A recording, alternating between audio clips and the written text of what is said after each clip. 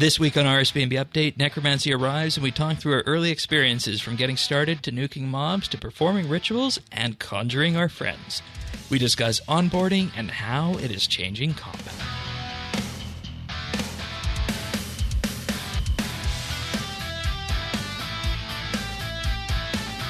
This is RSBANDB Update, episode 947, recorded Thursday, August 10th, 2023. Necromancy, Undead on release.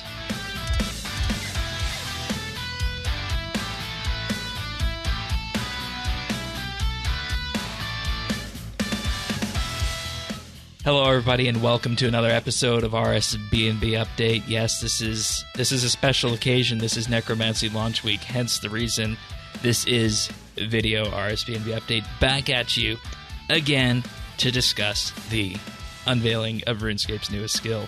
Necromancy's been talked about since last year, and it's like Christmas. It felt like Christmas for me in that I did absolutely no preparation, and then I was late again on the shows. It's like, buying gifts before the few days before Christmas. But anyways, folks joining us here this week, our wonderful panel here. We have a Tanis with us. A Tanis, huh? All right. Well, thank you, Shane. Yeah, I mean, a skill release is as big as it gets. It is, and it's got a lot riding on this one, looking back and looking forward at it. So there's that. Sirion is also here. Hello. And Thaxi, who you guys know from the micro lessons and action bars. Welcome aboard to everybody. Good to be back. So we're gonna do our RSBANDB update as we normally do, but of course, just a reminder that this show would not be possible without our wonderful Patreon supporters at the Experience tier. Specifically this week, Andrew C, Drama Free, Jason S, Jesse W, Kesky, Maniac RS, Ricky A, Rippeth, Seth W, and The Naked Captain. Thank you so much to all of you guys. And for folks wondering what all this is about, you can follow along in the show notes at update.show. You can find us in-game at Friends Chat BitsBytes. We also have a community Discord, too, at rsbnb.com/Discord. I am Shane12088 in-game. Sirion is at Sirion. Tanis is at Tanis79. And Thaxi can be found at Thaxi. We're glad you got your account back for this episode, by the way, too. Me too. So, alrighty, folks. Necromancy.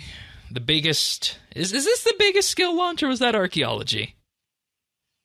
I think archaeology. I would say archaeology was bigger, but it depends how you define the launch. There's a lot of this extra.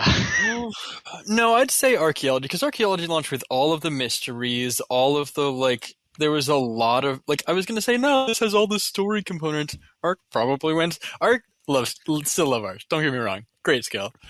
This one, still, they did something that feels kind of on par scope-wise, to some degree, where we've got big new environment, to some degree. We've got big new, mechanics, systems in place. Yeah, systems, mechanics, and environments, quests, everything to that effect. So, and we'll get into what that might mean for skill and whatnot, but I know where you want to go on that, Tanis, so go ahead, then we'll get into the meat of the matter. I just wanted to say, if we look at just as a skill, it's probably comparable, but what we're not used to is some of the elements that they pulled into Necromancy as parts of a skill now that have never traditionally been associated with skill.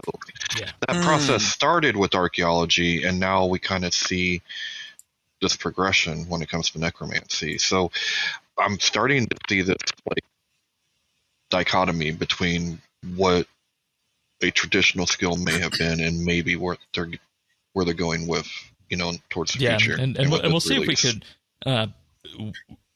put a needle through that thread at the very end here. Sirion, anything from you before we begin? In general?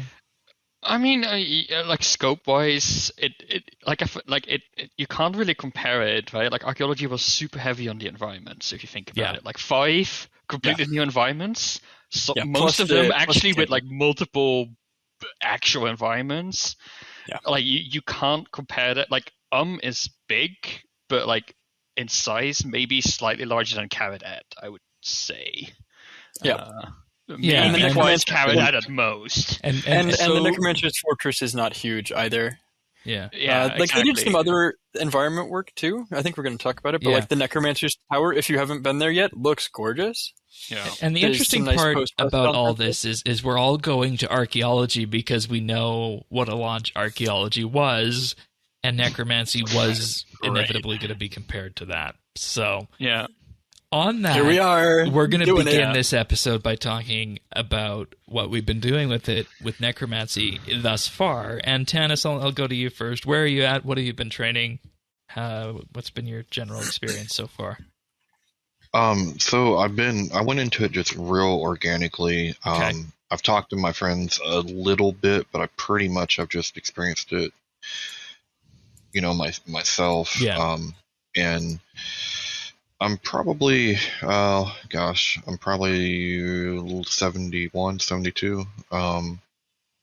Easily probably could be 99 if I had just one track. If you'd just done combat rather than, getting distracted with armor upgrades and rituals and whatnot, right? Well, yeah, here and there. But yeah, I mean, and that kind of goes to the complexity of the skill to where you kind of can't just do one thing. I mean, you could, but to do it in the best way, you kind of, get off this bypass and get onto this route, and, vice versa. Big old clover leaf, basically. But so I've done a little bit of rituals. I've done some combat. I've done a couple of the quests, at least the ones to get started with equipment and stuff.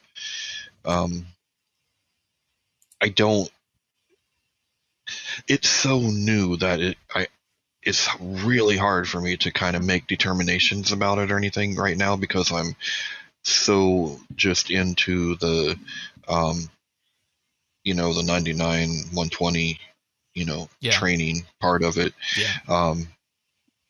And there's just so much that came with it. You have the quest, you have the skilling, you have the traditional combat, and we haven't even talked about the souls and stuff. Like, I think I'm gonna like it, right? Because I've been doing my training in my player-owned dungeon. I think that's kind of been the whole thing, right? They're calling it something hermit and ritual hermits,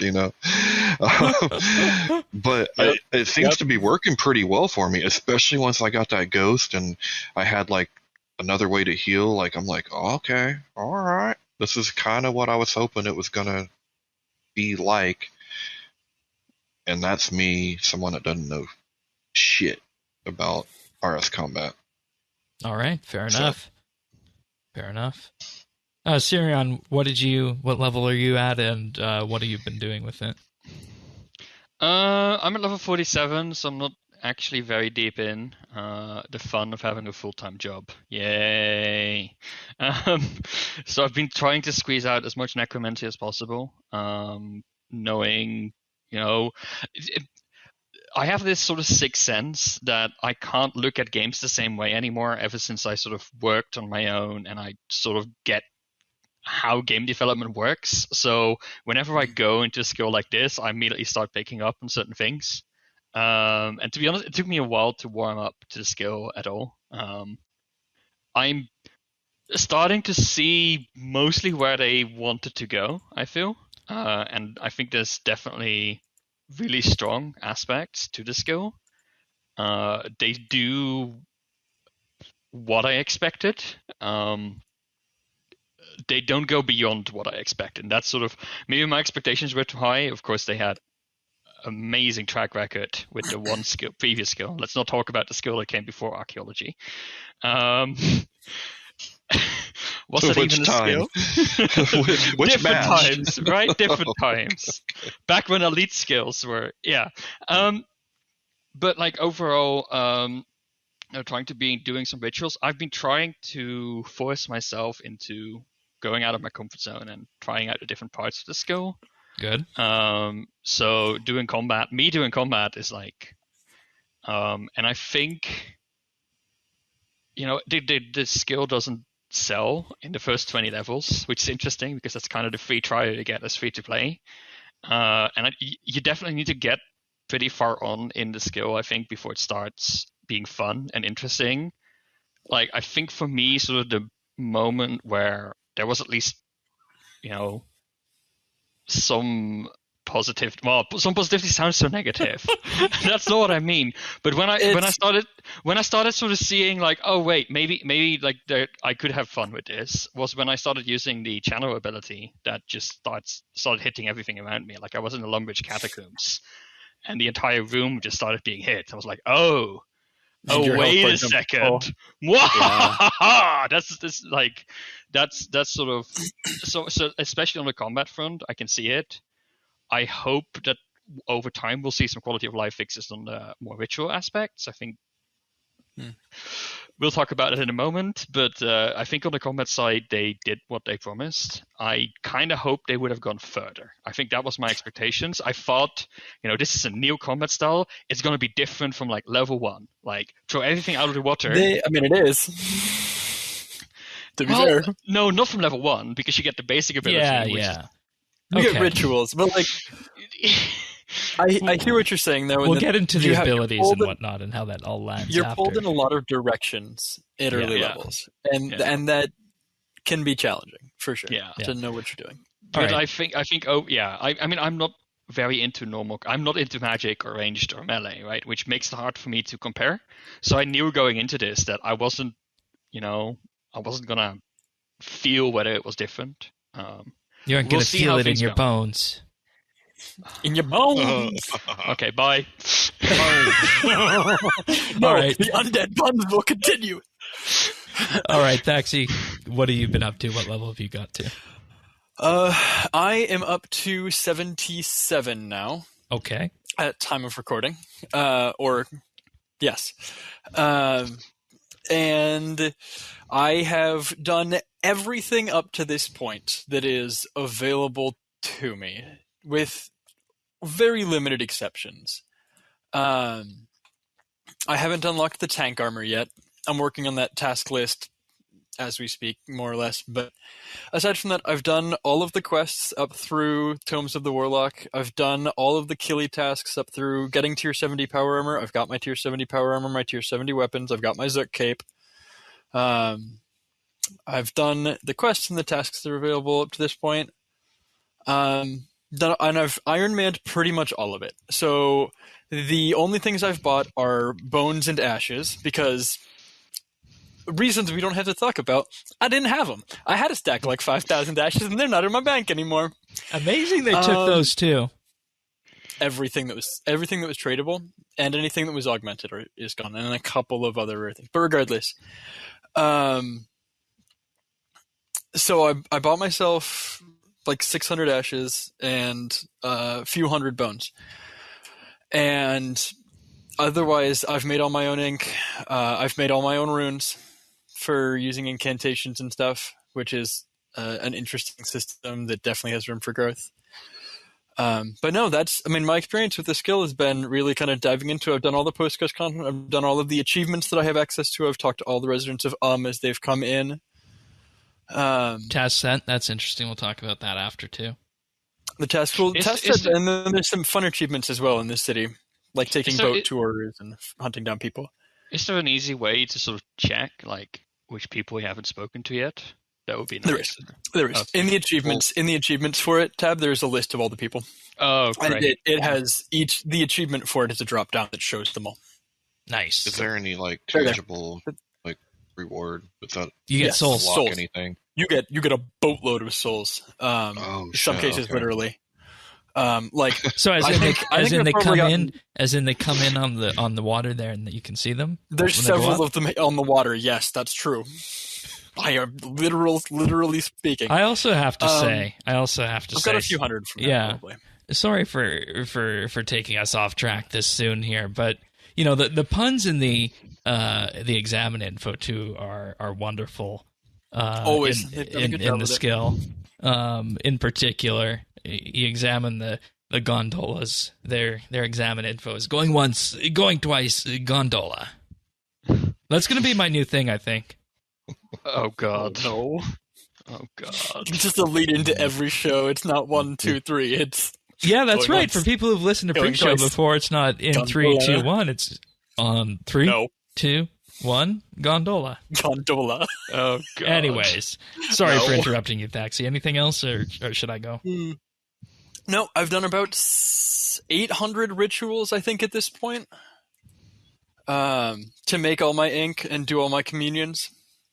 And I've killed 70 of Hermod, the boss. I got very, very unlucky with getting the upgrade component for my power armor. Oh, So, okay. All right. yeah. Fair enough. As for me, made it to level 60. And unfortunately, yesterday was all show prep and tech prep, as you guys can see. But I basically did ghost rolls to 15. After that, I just sat at the ritual place. I did rituals for 400 souls to level 40. And that also included all my weapon and armor upgrades to 50. And after that, it was Lumbridge Catacombs, specifically the Scoblins. Sirion, where did you go in the catacombs? You mentioned you used the catacombs. I did use the Scoblins because the skeletons, like, there's one achievement to kill a skeleton, I think, With a skeleton. necromancy. But you got So to it's do like, that let me be nice and find an empty world. And I hoped like 50 worlds. I was like, screw it, they're not gonna miss one It's skeleton. got to be I'm just done in gonna the kill it Edgefield now and dungeon, be out of there. that one. Oh But- my goodness. But But yeah, I did the Scoblins. Okay, yeah, I did those to 50, and then I had Shadow Warriors as well. Combination of the Player and Slayer dungeon. And I just had to go back to the Legends Guild for old time's sake, because, I mean, it's training like it's 2004, so why not with that?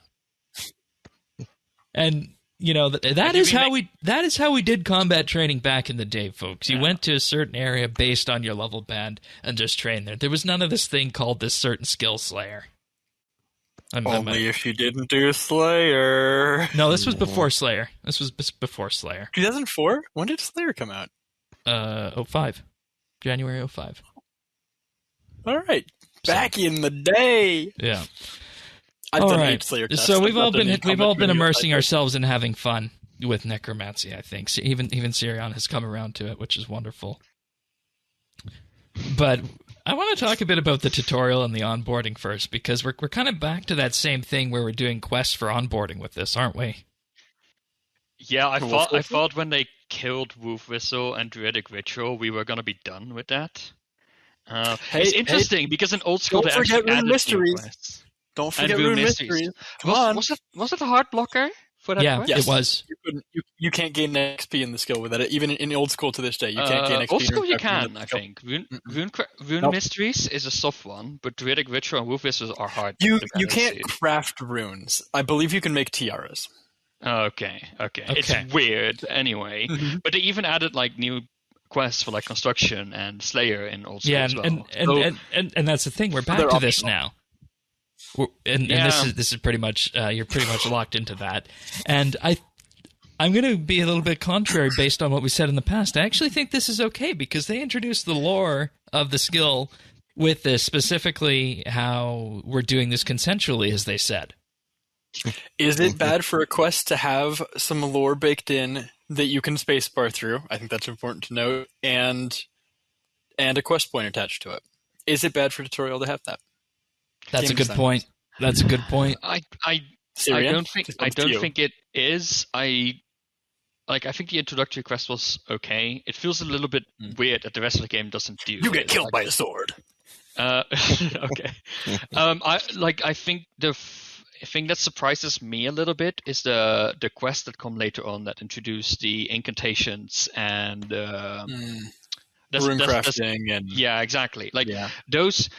armor Of course, upgrades. we've had quests before that introduce sometimes significant parts of the new skills. Like think about the spell books and the prayer books, for example. Like those are almost mandatory if you Right. want to make full use of the skills, but they just expand on exist. They don't introduce whole new mechanics. Like I'm almost thinking, imagine if sifting soil was locked behind a quest, right? Like a mini quest.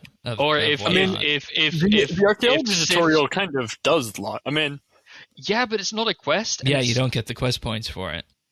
But also, Oh, like no. you do everything once, right? And then you have the entire skill. Like you unlock research later, but it gives you the full rundown of the full skill core skill. Exactly, and necromancy is way more complicated, so I understand they want to sort of stagger that. You don't actually. I don't know about that because you don't get access to research and things until later. No, you don't get research.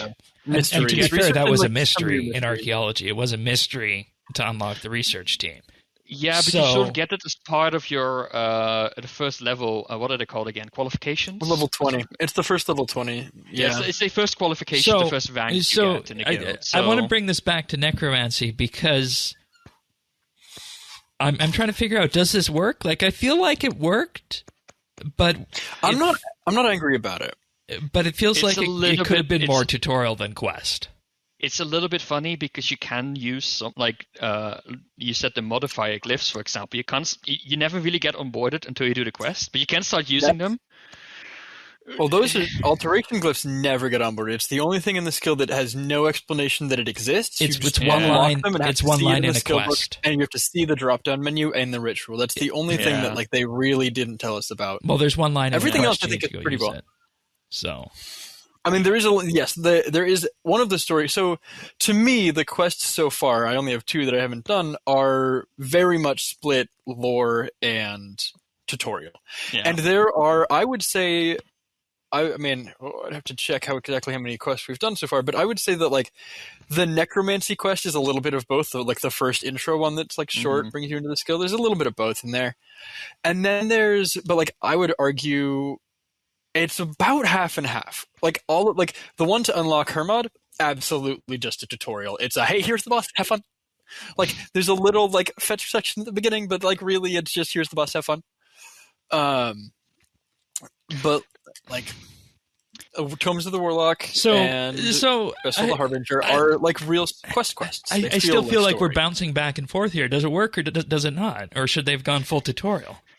I don't know. I have mixed feelings about it. I think it would be nice if it had been tied more into the skill. It basically says, hey, go back to the Well of Souls because you have unlocked another tier, and then tie the incantations to it or something like that. They make it feel a little bit more integrated with the skill. I was doing a bunch of commune rituals, I think, and every time I leveled up, it was hey, this quest is available to you. You should really do it. I'm get out of my way. I just want to do my thing. And it felt weird that it is a quest, but I mean, it doesn't not work. Okay, fair enough. There. I want to talk about the combat angle of this because you're introduced to the rituals, you're introduced to the to the talent tree, you're introduced to the talent point system, and then you're told how to, in effect, use a necromancy ability to conjure the first skeleton, and then you have your basic attack. And then after this, they say, hey, you want to, go practice your necromancy a bit, maybe go kill some trolls in this cave. And this is, I feel, something we'll come back to at the tail ends of the show, is that necromancy is built to be a new combat skill that's easy to learn and pleasurable to master. So with that being said, I'm wondering, should this tutorial have done more for teaching you how to use the combat system beyond basic attacks and conjuring a skeleton? Because what I'm thinking of is if somebody comes in here who hasn't played since EOC, are they going to have a good time with necromancy if they don't know how abilities work? Because abilities and whatnot aren't explained in here at all. So what I'm getting at is, should there have been a greater emphasis on also providing a combat tutorial about abilities? You do get that on Tutorial Island, though. Yeah. For new players. I have a take on this.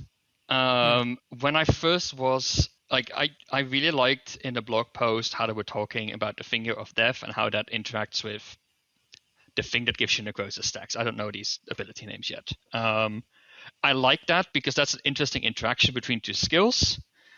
And I was just sitting there and I was in the game, it never gets explained. You're sort of up to figure out. That's the connection that I was missing too. Yeah, that connection is never made. I figured it out, I was but I'm just saying that's the connection that didn't get made. Why doesn't the game tell me? But I've been thinking about it a little bit more because being told things, show, don't tell. And this brought me back to, I was in Lumbridge Catacombs. I know that's not high efficiency, don't have to worry about it, I don't die there. But what I was really missing was feedback. I don't know what works well and what doesn't, because it's really hard to get feedback on what combinations work well, right? I guess I could go to a training dummy and put up rune metrics. Right, but and that's my thing, is necromancy supposed to be something where you need to use our tried and true methods of benchmarking abilities, benchmarking an action bar to do well with, or is it supposed to at low levels? Okay. Though.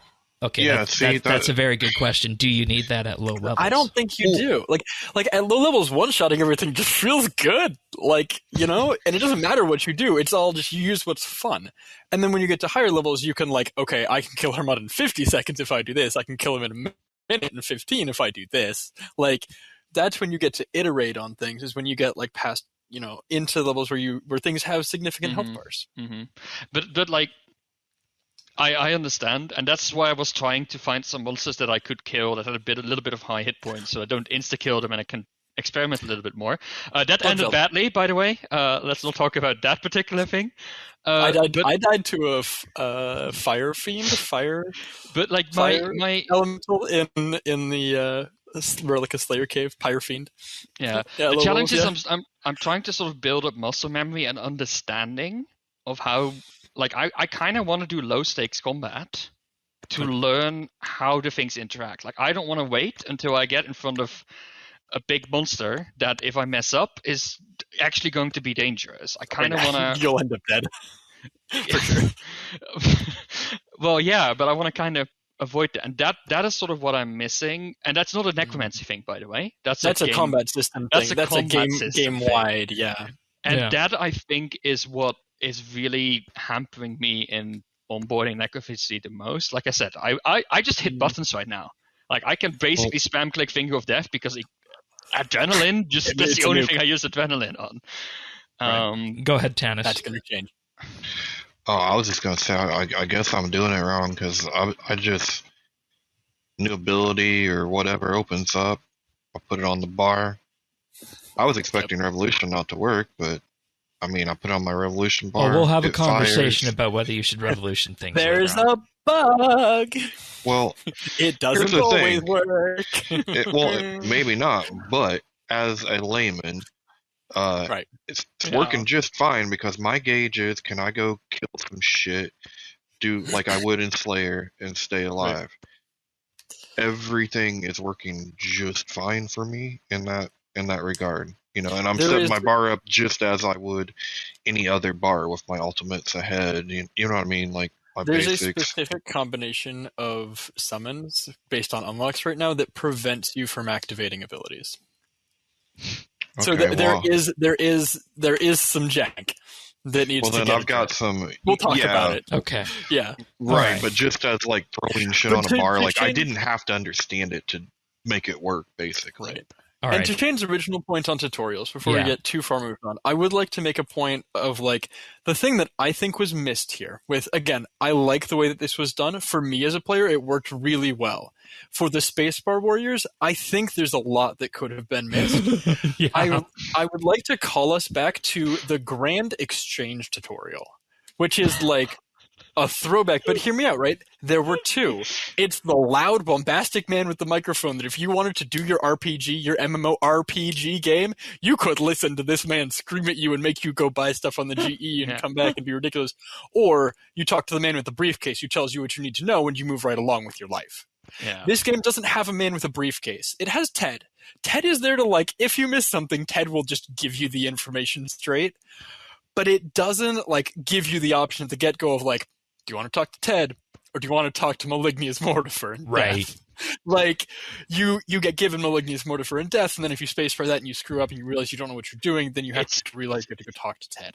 Okay. It's super interesting you point this out, because I was just thinking about my Kili tasks and how he talks about tier 30 armor. I'm like, how would an in-universe person know about levels, right? Like, that's a The fourth meta wall does construct. not need to belong here. But now, like, my RuneScape. roleplay has been broken because now the characters all of a sudden know exactly what levels are.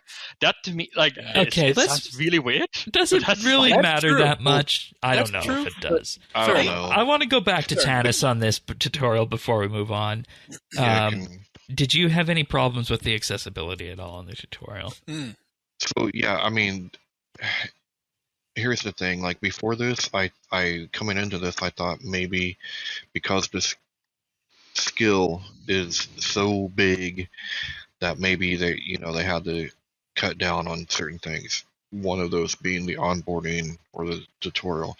Now I'm kind of listening to you guys, I think that it is actually maybe more of a design choice in making that tutorial into a quest, which I think you lost some things because just little things like where the lines would be dotted and it would show you where to go. Right. In prior tutorials, big boxes lit up, telling, and there was some of that in this, but I had a hard time figuring out where to go.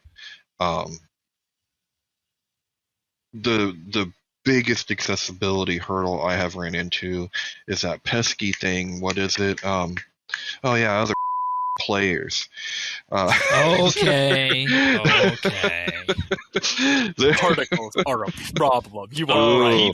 Like, I'm going to put a dance floor up over the people- ritual site. People that run over the ritual site with particles, they don't deserve to be in this underworld. There's a special hell for them. Okie dokie. And on that So that's note, been the biggest hurdle. all right, so before we move on to our next necromancy section, I want to thank our Patreon supporters because without you guys, what we do here just would not be possible. So this week, I'd like to thank Alfie S., Amos Reed, Andrew C., Arvids L., Chunk the Monk, Cycle RS, Dominic R., Drama Free, Duramax, Free Milk, Jacob G., Jade Gizmo, Jason S., Jeebus, Keski, Ling01, Maniac RS, Mohan V., Nate the Great, Pernasius, Renhawk, Ricky A., Rippeth, RS Nerdherd, Samuel FL, Scott DS, Seth W., Shirt Pants, The Naked Captain, The Dabbing Goat, Tim, Tom V., Zant, and Ukulele Steve. Thank you. A big, huge thank you goes out to each and every one of you for allowing us to do what we do here. We couldn't do it without you. And we just published our most recent monthly bit on the year tier list, where we went through and rated each RuneScape year, 2021 through 2022. It was a bit of an interesting one. I'm not going to spoil which ones were the S tier years. You guys are going to have to go and listen to that. So if you want access to that, all our other tier lists, and quite honestly, 60 other additional episodes of RSBANDB Update, you can do that. Just head on over to patreon.com/RSBANDB and sign up for as little as $1 a month. You get that entire back catalog and so much more, in addition to helping us run the podcast. It is truly appreciated. We also have a VIP tier for $3 a month, where you get a special VIP rank on Discord, a chat channel, and access to high-quality stereo versions of the show, in addition to everything else.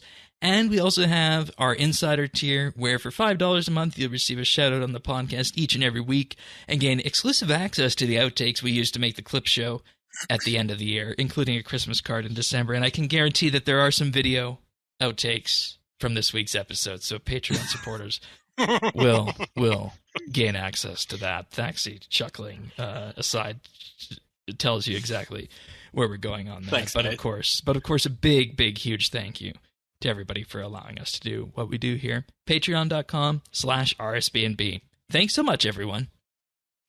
Thanks. Okay, and on that note, I want to move on to the rituals now, because I think with that it's clear that we've been talking about the rituals a lot, and they're a major part of the skill, to the point where we've been hearing, initially I thought that, rituals to 40, that might be enough, but I've also talked to some people who are in the 90s and 99s, and they have said rituals to 70. So I have done 8 Slayer tasks. In order to reaching level 35, I had done 1 Slayer task and then about 10 or 15 minutes of combat, and the rest was rituals. Since then, I'm, again, up to 76. I've done several hours of the new boss, about 8 Slayer tasks. And that's been my, I did some stuff where I was playing around with rotations on the dummy. I did some stuff where I was like just hitting random targets to like roll through rotations. Did a lot of the work on the lone boss, but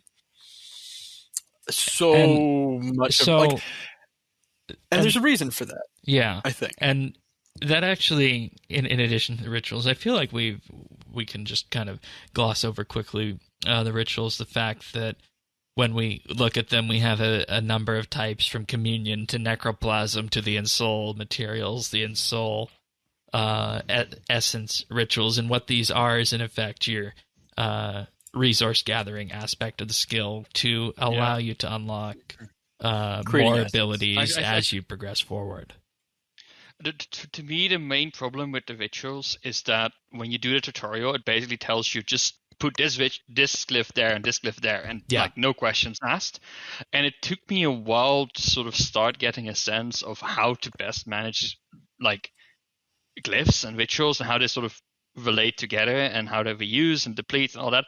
I feel the tutorial was a little bit too tutorialized almost. Like maybe they could have like asked you to figure out the glyphs yourself in the process. Like it's getting better now, but it definitely took me. I mean, you're given a list and it tells you that you need, for greater essence, you need 2 elemental and 2 elemental 2 and 3 change 2, and then you just pop them on the ground and away you go. It doesn't matter the order.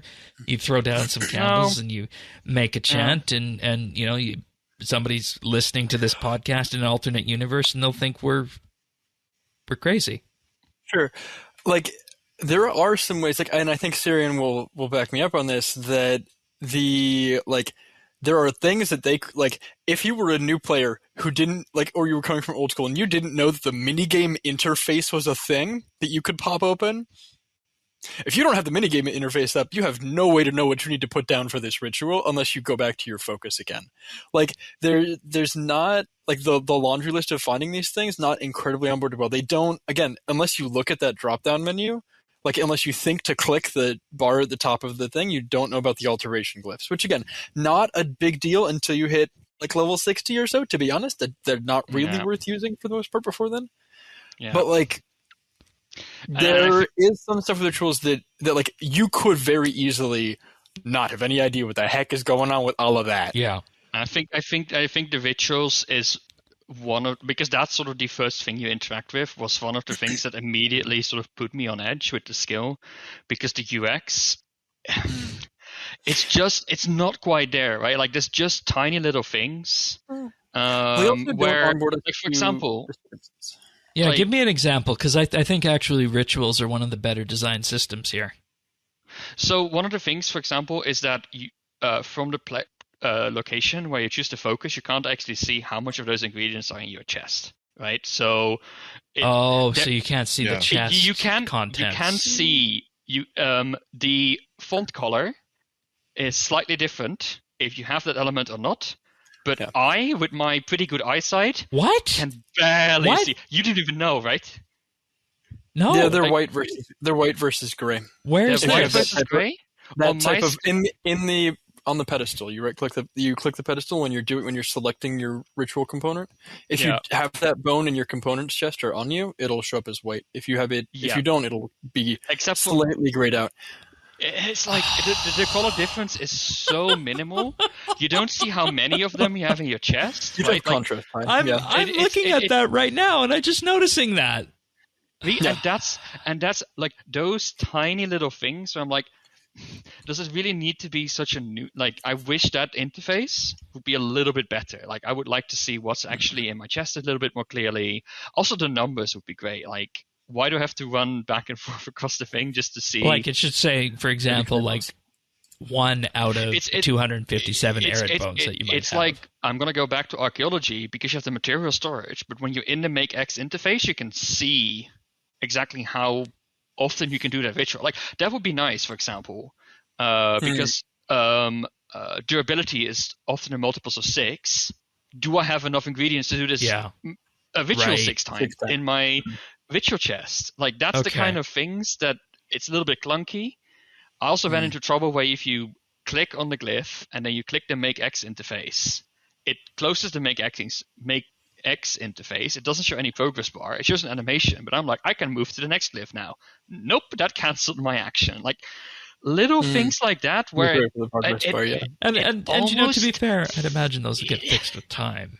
And I hope so, but like this like for such a core thing that you do in the skill like hundreds of times, it feels like that could have given a little bit more attention to just smooth that over a little bit. Like that, we'll come to polish later, I guess. But that, to me, didn't feel finished. Okay, fair enough. That felt like the level of polish I could expect from a quest puzzle. I have to do 1, 2, or maybe 3 times. Mm-hmm. And you know how much hate Elemental Workshop 3 gets for that one puzzle where you have to do one annoying mechanic once. I love that puzzle. And that's sort of, it feels like an elevated quest puzzle in levels of UX. Similar kind of idea, the ritual disturbances are I wanted to talk about so quickly. those. There's not a lot of notification when they show up. There's a sharp exhale noise if you've got sound effects on when the ghost spawns. There's a very noticeable sparkling noise if you've got your ambient sound effects on, which I had off because of pet noises. When the sparkle's there.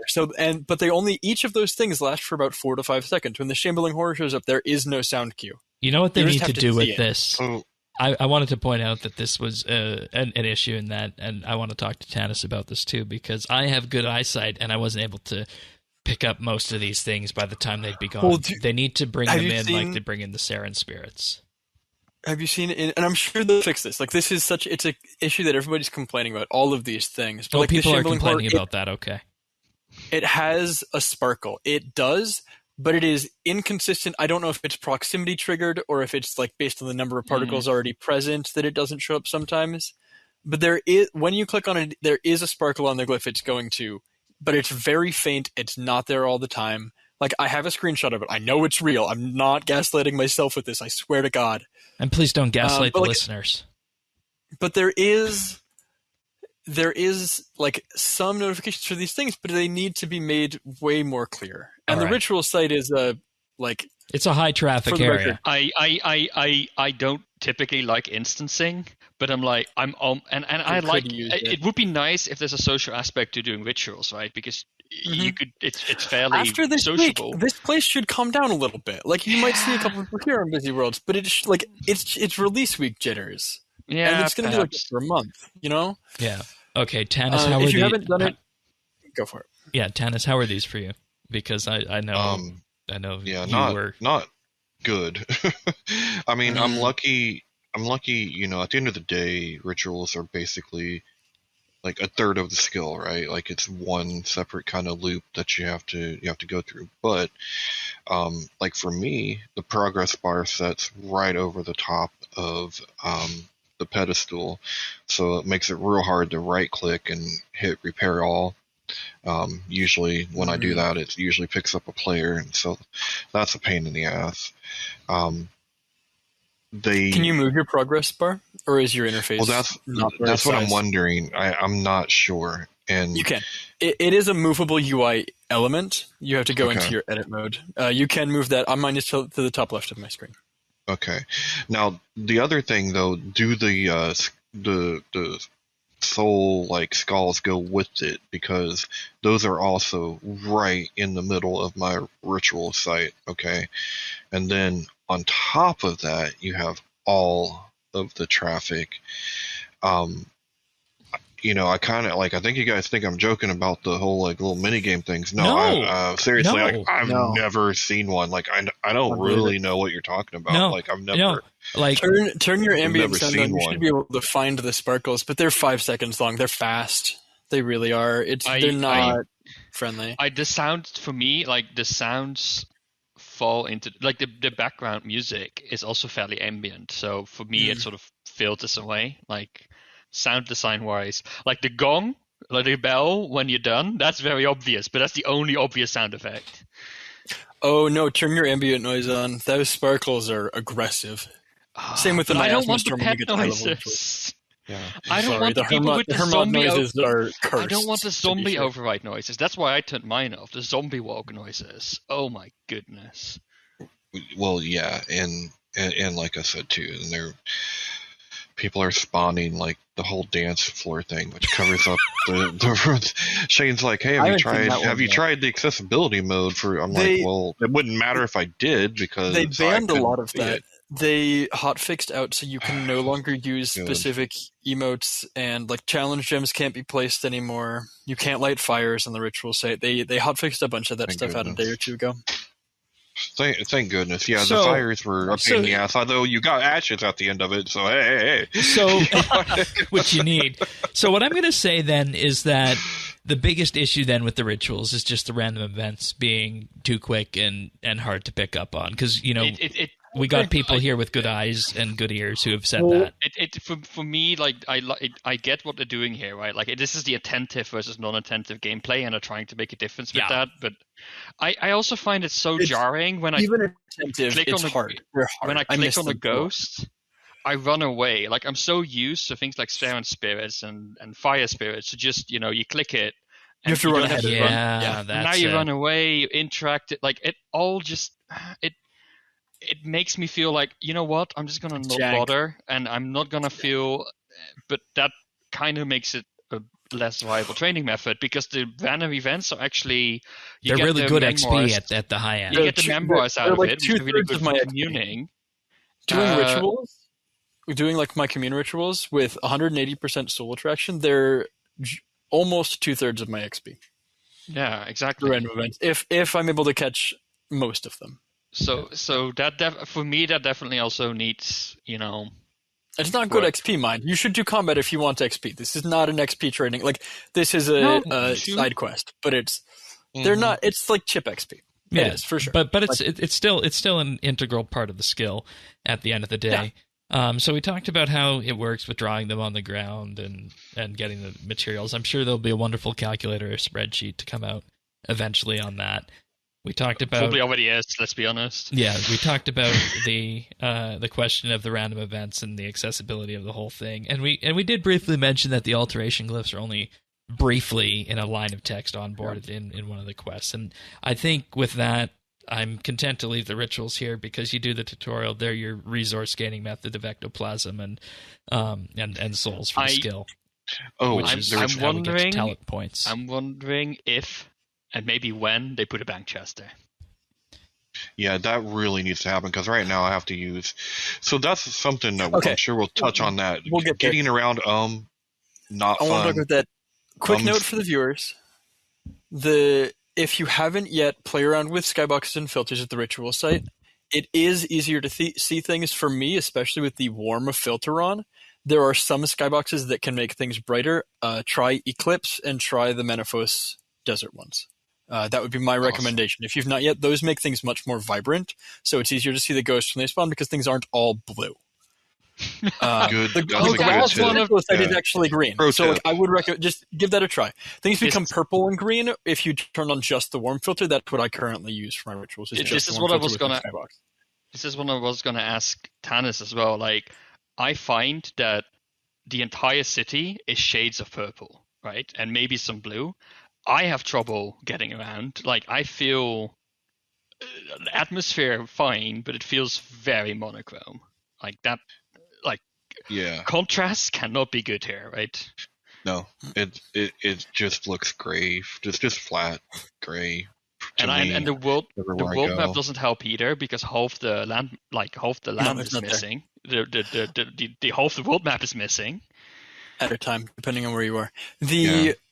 It's just really far between places too. Like there's no reason it has to be so far. Like from the ritual site. Like it's quicker. That's the trend they started with Sentistan. I feel like places just. Tennis. I'm willing to bet that you have not done the task sets. Is that correct? Yeah, no. Yeah. So the task set, the task reward is a book. The book gives you infinite teleports to the smithy, which has like 2 squares from the bank chest. Infinite. Oh, wow. Yep. Oh, I guess which is the closest teleport point to both a bank and to the runecrafting altars. It's the best way to do runecrafting. It also gives you 10 teleports a day to the ritual site. So in addition to the ritual site teleport being only 5 spirit runes, so you can get back and forth really quickly, I've never walked across the bridge since like day one. Okay, I always teleport between parts of the city. So the bank chest is like you can get to and from the ritual site pretty snappily. Another thing that would be good to put in a tutorial or somewhere when you're going through. You have to look at the rewards. I know, but okay. Yeah. Well, all right. There is a solution to this. They baked it in. It's just again. I'm guessing since the easy books give 10 teleports to the smithy, and then I guess the medium ones give infinite teleports to the smithy. Yeah. Hard will probably get infinite teleports to the ritual side. There are no hard. Not yet. Not yet. But they will come. But it's actually in the game cache. If you look at the wiki, they have the pictures of the tier 3 and tier 4 book reward. So it's coming. It'll be rewards. I am guessing that they ran out of time and they rephrased it as we'll release it when people get a higher necromancy level. They gave us the important. Well, also remember that they have to give better rewards for those books, and I'm willing to bet they didn't want that kind of power creep. I'm willing to, because the books are already a pretty nice XP and stuff. Imagine getting a stipend of ashes each day from one of them. Yeah, that makes sense. Several thousand. That makes a lot of sense. Actually, okay, as a so to cap off the rituals, I want to talk about what you mentioned, and I know what Sirion wanted to talk about this. The training of necromancy and the fact with archaeology and folks, it always comes back to archaeology with this skill. Is there a core loop with this, or is it just combat and rituals? And Tanis, you mentioned, you posted an image where it's 3 core loops. I see what 1 and 2 are, but I don't know what the third one is that you're imagining. What's the third one?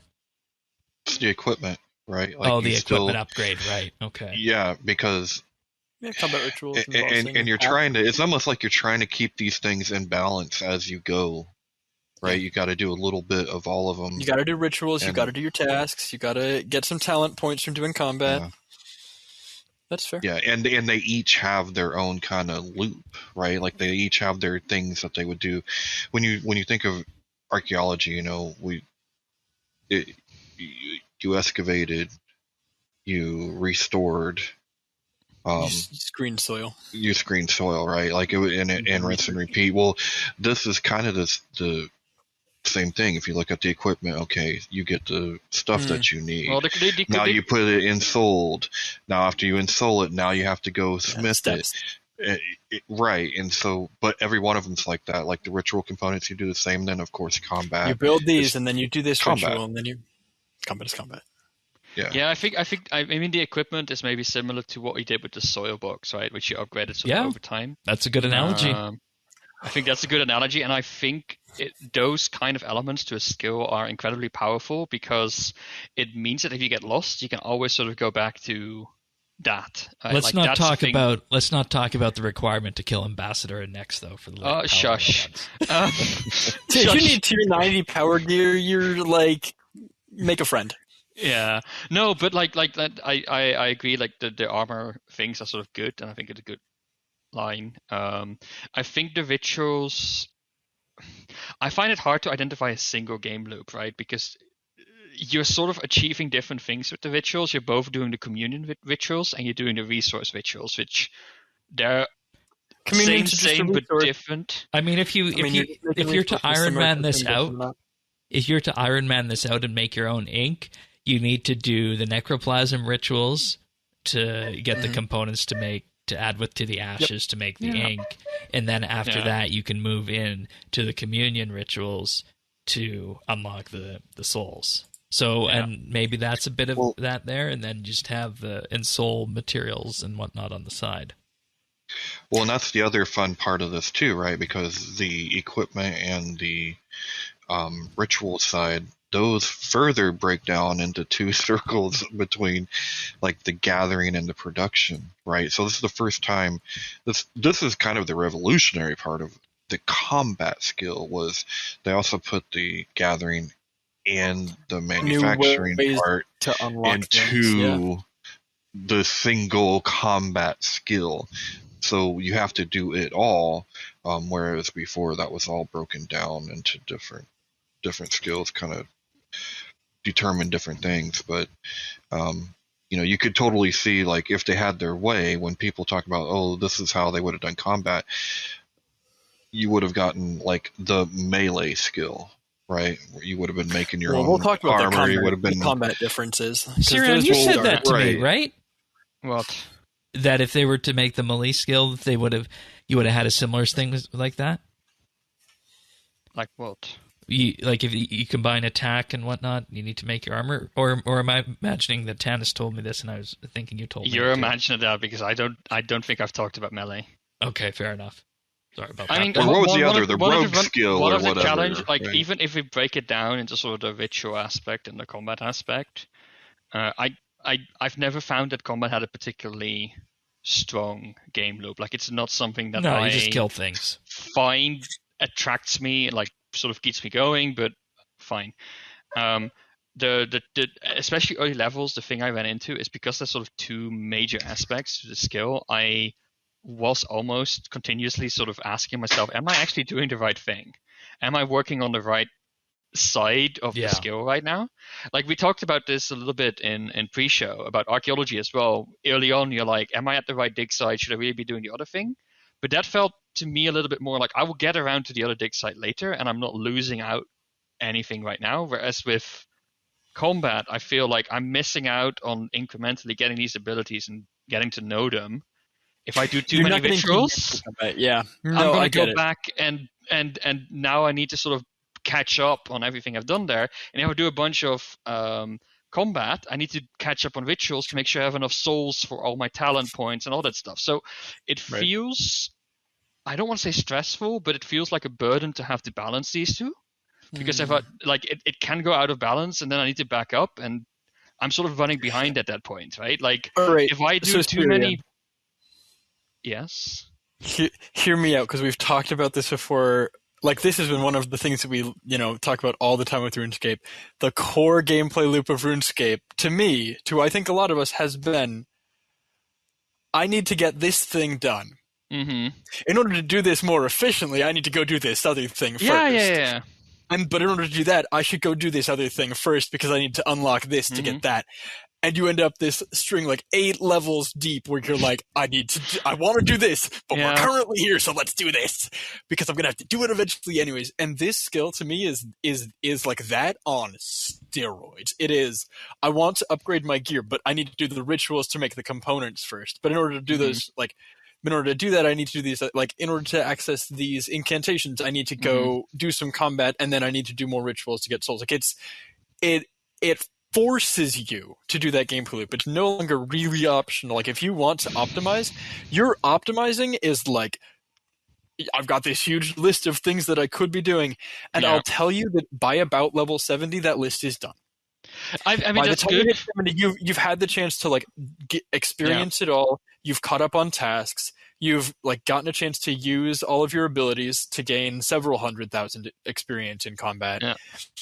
You've gained it does, it adds onto itself in ways that make it very much you catch up.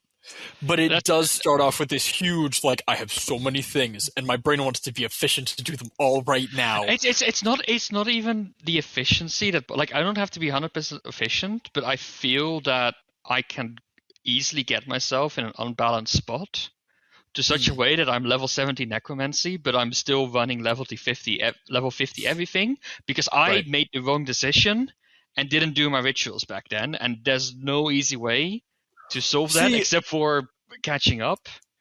But the thing is, when you hit levels in the 60s, you unlock the ability to, I'm gaining 36 souls every ritual I do in the background right now. That's better than my 4. That's better than 4. That's the thing, is that you catch up. It speeds up at 60. There is catch up. There is a catch up mechanic to all of it, where you get to if I wanted to make all of the the ensouled materials to make a new set of armor, I need to make a second set of armor because the tank and power armor have separate achievements. I want both. But the second time you do it is way faster, I guess. The second time I do it, every time I do an ensoul material ritual, I'll get 2 or 3 components because the glyphs I unlocked at 66. The enhanced multiply glyphs. It gets the time required to go back and do those things later and catch up much lower. And how does that balance work the other way? If you over-indexed on rituals, is there a way to sort of catch up on combat? I mean, I guess combat's always going to be faster. Better gear. So So the thing is, if you there's very little reason to over-index on rituals, if you're like the reason you would do that is to get the gear upgrade. So it's like you can prep all the stuff for your tier 60 upgrades at level like 30, that's what I did, right? Like when I started getting my level 20 equipment, I went to the wiki. That's sort of a tiny bit of a downside. Like you have to almost go to the wiki to do this. Like I find that it would be nice. I did the math myself. I have a Discord. Okay. I like in a Discord thing. I did my math. Like you could spreadsheet it. Like it's a choose your challenge. If you don't want to do that, the wiki is there for you. No, you know? that's fair. And let's be honest. I used a massive spreadsheet for archaeology as well. So that's. God bless. I can complain about that, but that's I have one of those in progress, but it's not suitable for human consumption yet. I used a cow. A what? A cow. Computer on wheels. You can just put on your death card, doesn't matter, level 10, level 20, 30, your ambitions, and you just beat the shit out of cows all day, all night. Very worth noting, combat-wise for this skill. Like, I know we don't want to really do too deep into like the overall combat changes. The way that they made accuracy work for the skill, if I'm hitting a target that I have 30% accuracy on, I'm getting 30% of the XP I would get if I was hitting something I had 100% accuracy, because I am killing it slower. I am doing less damage. They incentivize you to kill appropriately leveled monsters. I like that. And the fight kiln was atrocious, because let me tell you, doing the fight kiln with 40% of the damage you're supposed to have is not a fun experience. Don't do this, kids. Wait until you've got higher tier gear. Okay. Or do it with another style. I want to close the loop, let's just say. So Tanis, how are Bye. For those who are only listening, Syrian has just had to flown away. No, more on that next week, folks. More on that next week. I think we need to introduce a free strike systems. That was strike 2, Shane. Go on. What were you going to ask? I was going to say, let's close the loop. Tanis, anything else on the core loop before we pass on here or move on? Sorry, we don't want to pass on at this point. I mean, that would be a pun. Nice. The only other thing I have to add is money. Yeah. Each core loop has its own money. True. Ink. And economy. And ashes. Let's talk about that. It's all good right now. Before we jump in, let's talk about that too. We wanted to make a quick note on that, I think, right? I didn't need to. Ashes are 13k each. Bones are actually a reasonably priced because everybody overstocked on them. Thank you, everybody, for selling your extras. I appreciate you. But inks were super expensive and have now dropped to what I would call reasonable. Don't forget to empty your Mystic equipment stocks from both the Wizard Guild and the Champion Guild and Oziak. Yeah, I've been doing that to make sure You need 19 cloth to make a set of the tier 6. That's not too bad. Oh, then I'm done. That's 2 days of clearing the shops because that's 20 It's not even days. It refreshes in under an hour. You just every time you teleport out of it's not daily. They refresh. Where is that? I got all of mine. I got all of mine. So there's the Wizards Guild in Yanil has a rope shop which has a full set of Mystic. Then the Champions Guild has all pieces except for the chest piece, and then Oziak in Edgeville has the chest piece because Dragon Slayer people. I went to Varrock quite a few times to buy spider silk pieces. Whenever I went to Varrock, I would just go to the Champions Guild. I would buy them out. I did that 4 or 5 times. I'm done. Like it restocks in under an hour. I know that for sure. Yeah. Spider silk in Varrock is really powerful as well. Yeah. It's like 500 GP a piece. It's cheap. How are we feeling at subjugation at the high end? So I am choosing that doesn't exist, so I don't worry about it yet. But I've heard that one set is enough, and I have a set for magic that I will sacrifice. So again, there are multiply glyphs. They don't introduce them, but they do exist. You need 19 ensouled cloth plus several to do the Killy quest. It is what it is. I'm not going to spoil the details beyond that. You get at level 90, you get the tier 3 ritual area. You can create up to 3, 4, whatever it is. You would need 5 pieces of gear plus 1 for the Killy task. At level 90, if you wanted to upgrade all your gear right then. When you hit 99, the Cape perk reminder is an extra glyph slot. Adding 1 extra multiply glyph in Which, remember, also a good note for everybody, you can use potions to boost for higher glyphs. So multiply 3 is level 103. You can access it at level 90. I hope you stocked up on At level 99, overloads. at level 99, you get access to the Cape perk. The Cape perk gives you an extra glyph slot. The glyph slot you can use for multiply. You get 1 extra cloth from each subjugation piece. So you only need 5 total subjugation pieces if you do it at level 99. If you do it earlier, you need an extra piece. So worth noting that sometimes it might just be worth... And keep in mind for boosting and potions, your overloads work for that too. They do. You have to get 104 million XP. The difference between 90 and 99 is like 6. It might be worth just waiting until you hit 99 to get those last gear upgrades. You can spend one piece of subjugation to unlock the tier 90 weapons. Because again, you need cloth for that upgrade. And then you just use the tier 90 weapons until you hit 99. And then you upgrade your armor from tier 70 to tier 90. That's what I'm planning on doing. Yeah. That, to me, is the logical, economical sense. But if you've got the extra money to burn, you want the extra sub piece, just do it at 90. But yeah, multiply glyphs make this much better. I thought initially that you needed 23 pieces of subjugation per person, and that is not feasible. But it's not the case.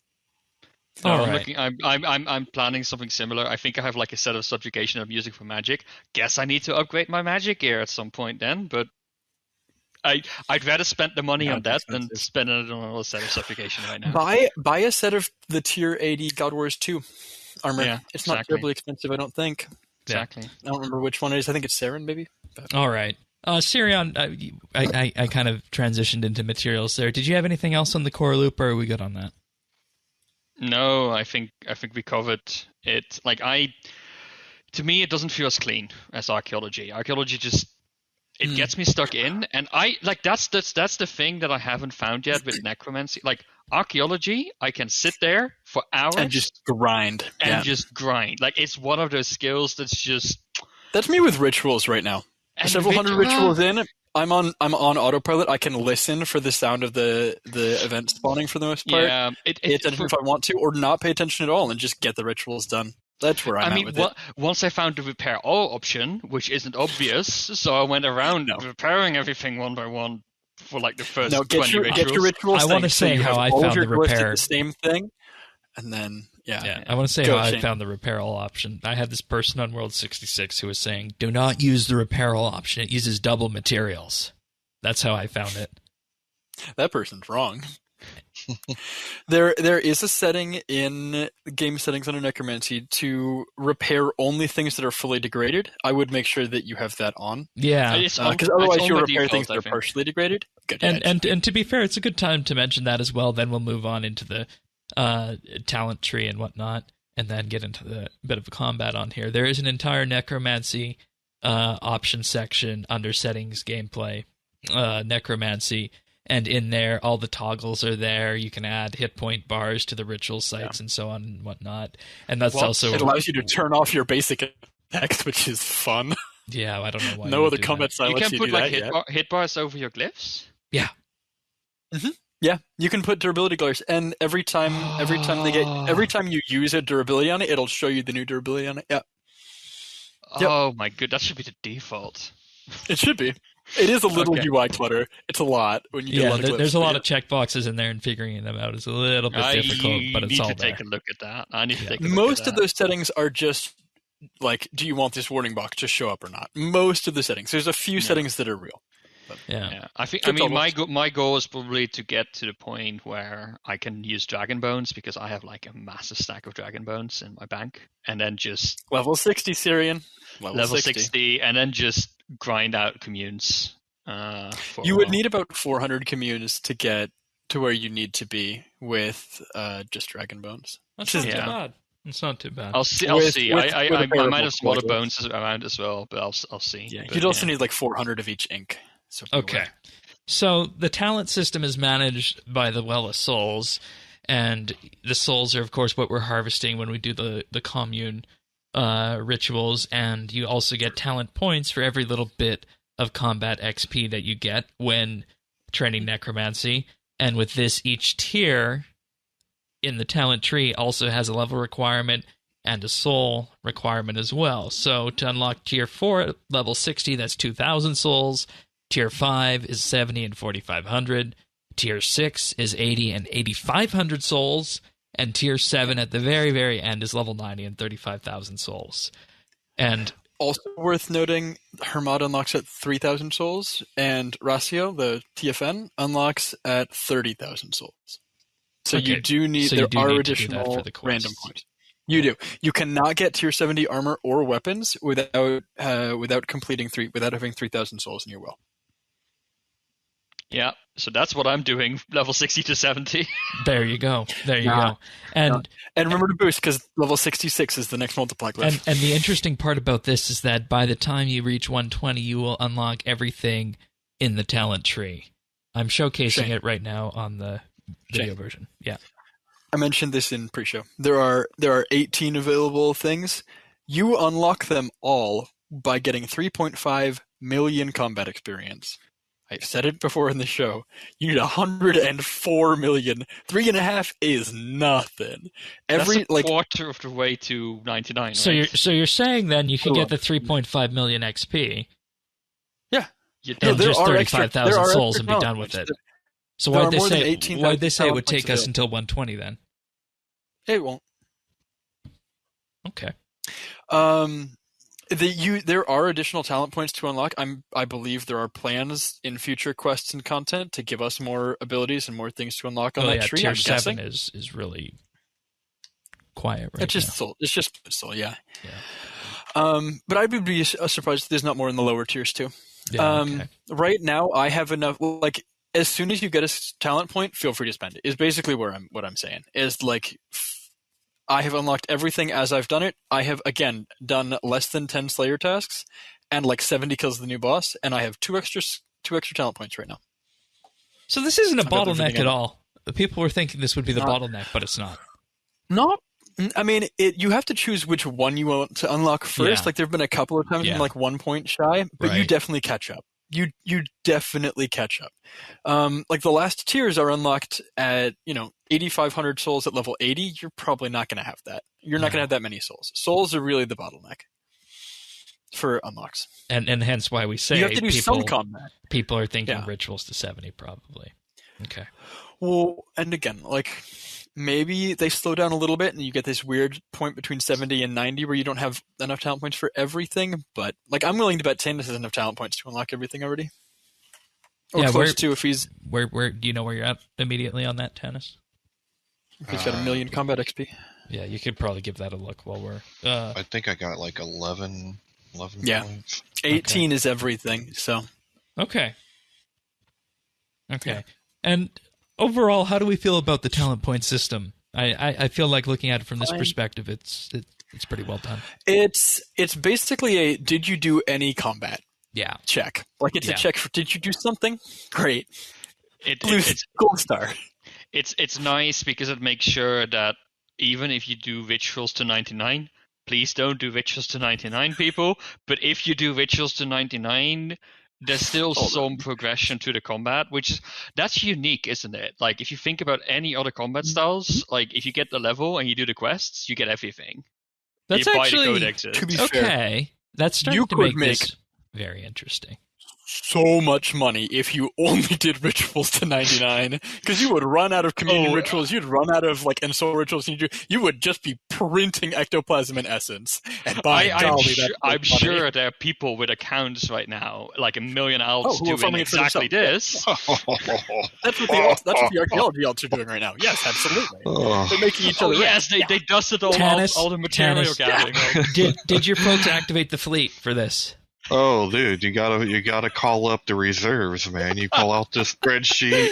Every double XP, you get a new RAF recruit to add to the spreadsheet, and our numbers grow stronger every double XP. And yes, they have been called up. Off the train, Mr. Krabs.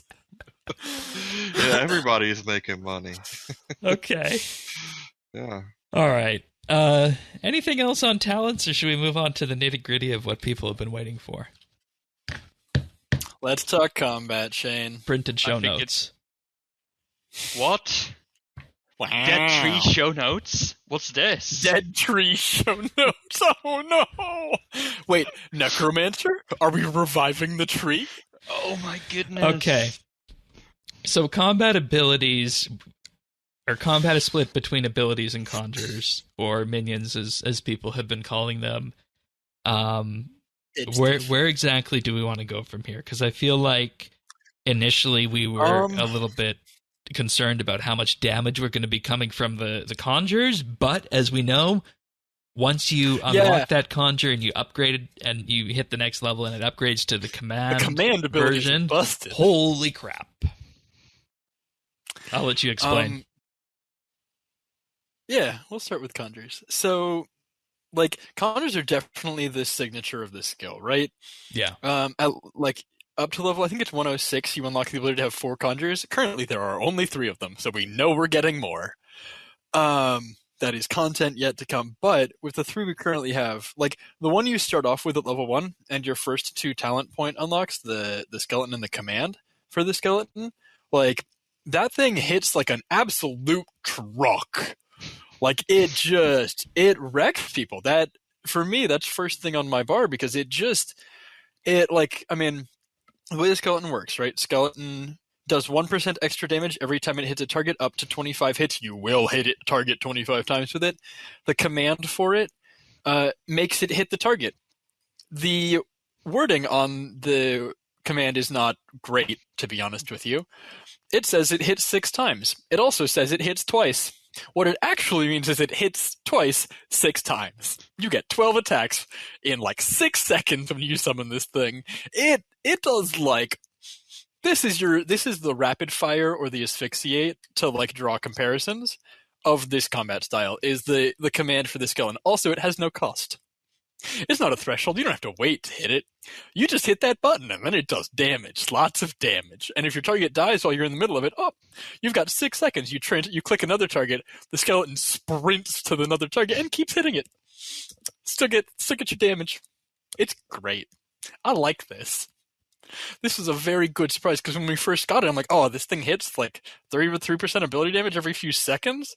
That's awful. And it is. And then you hit the command, and your target dies. It's great. I like it. The Ghost is, replacement for Soul Split. So the thing, first few levels for this, the highest damage boost you have is on regular prayers. You have the damage boost prayers, and then you get the piety variant at 60.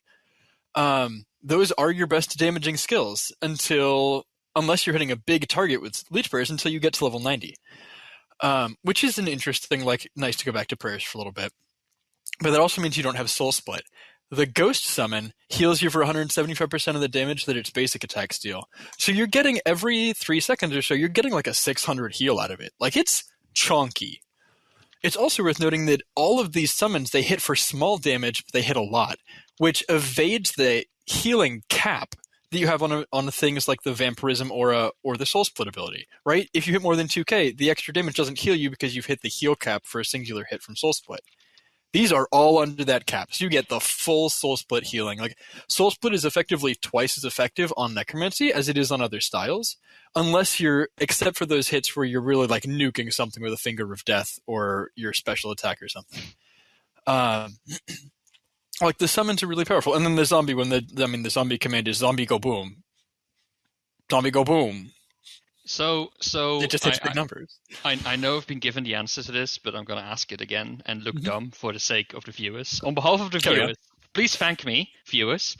What's the difference between summoning familiars? Why is this not just summoning?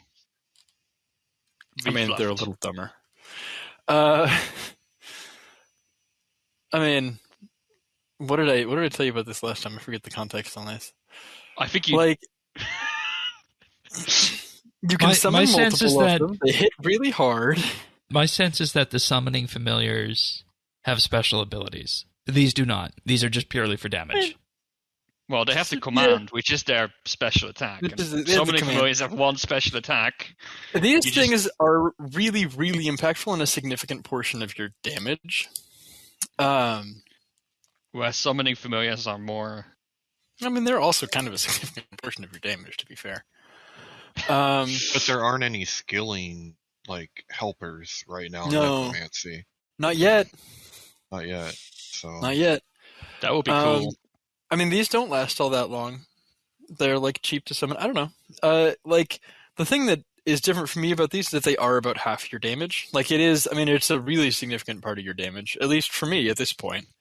And that there are choices, and you need to make those choices kind of minute by minute. With a summoning familiar, you bring a summoning familiar, and like you have a Bob, you have a Ripper, you have your Buffer, or you have your Titan, or whatever it is. Right? I've been using a Blood Reaver because the Blood Reaver hit splats can damage the Necromancy only bosses because they're typeless. Fine. Right? But the thing with the summons is that like at my level, I get 2 of them. I always have the skeleton because, again, skeleton hit like truck. Which gives me the choice. I either have the zombie, which is AoE explosion and AoE damage, or I have the ghost, which is healing. If I need healing, I summon the ghost. If I don't need healing, I summon the zombie. Right? That's like I have some choice, and I get to make that minute by minute throughout a fight. Which, like, there's something to be said for. Right? Like, we have to fight the giant mole at one point. This starts like it feels like a little bit like a class in different MMOs where you have like different pets and summons you can do, and like that. Would you say that that's the core of Necromancy? Like managing your conjures? It's what makes Necromancy most unique from other styles. We'll talk about like the other big difference for me is the adrenaline and the like resource usage with Necromancy, which is also very different from other styles. With just like it doesn't have thresholds as such. There's no, you have to be above, you must be this tall to ride. It's when you get the adrenaline, you can spend it. And that's a big thing too. But the conjures are the really unique part of the style is that I've got 6 things, and like Range's identity was like, I'm going to hit you 40 times every 5 seconds or whatever. And just like all of these hit splats. This is now the combat style that has all the hit splats. The game does not, I don't even think it displays all of them, to be fair. So like, in describing it that way, then it almost does feel like the conjures are Necromancy's identity. Yeah, in a large part, I would say they are. Do you think the skill will get better if we go from the 3 conjures we have now to maybe like a dozen options in the future? Like, is there like where do you think the sweet spot will be in the future? I'm a little terrified of the level 106 unlock that says you can have 4 conjures active, because I'm imagining that I have a familiar or a legendary pet out. I've had my legendary pet out a lot to just pick up drops. And 4 conjures, and like given the conjures, like they last for like a minute or so, they're also like, okay, we'll talk about like neat mechanics in a second, but like the conjures themselves are unique, right? In terms of like they do each have a different role. You have different times of summoning them, but there's like I can only imagine running around with a pack, and they're also kind of dumb. They do tend to get stuck behind things a little more often than I would like. Like they don't path around stuff super good. Like they had amazing pathing on the ads in the Elite Dungeons. Where did that go? Because that's not here.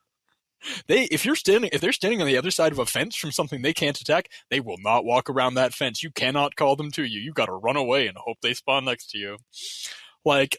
It's a little. That's like that. I think that's one of those things that's going to get patched a little bit. Is it going to make them a little more brainy? Okay. A little more brainy. So conjures, you're figuring then probably about 50% of the damage then. Hard to say at the higher levels. At the lower levels, like at 50, I would almost say 2/3 to 3/4. Like that skeleton does damage. And see, this is the thing.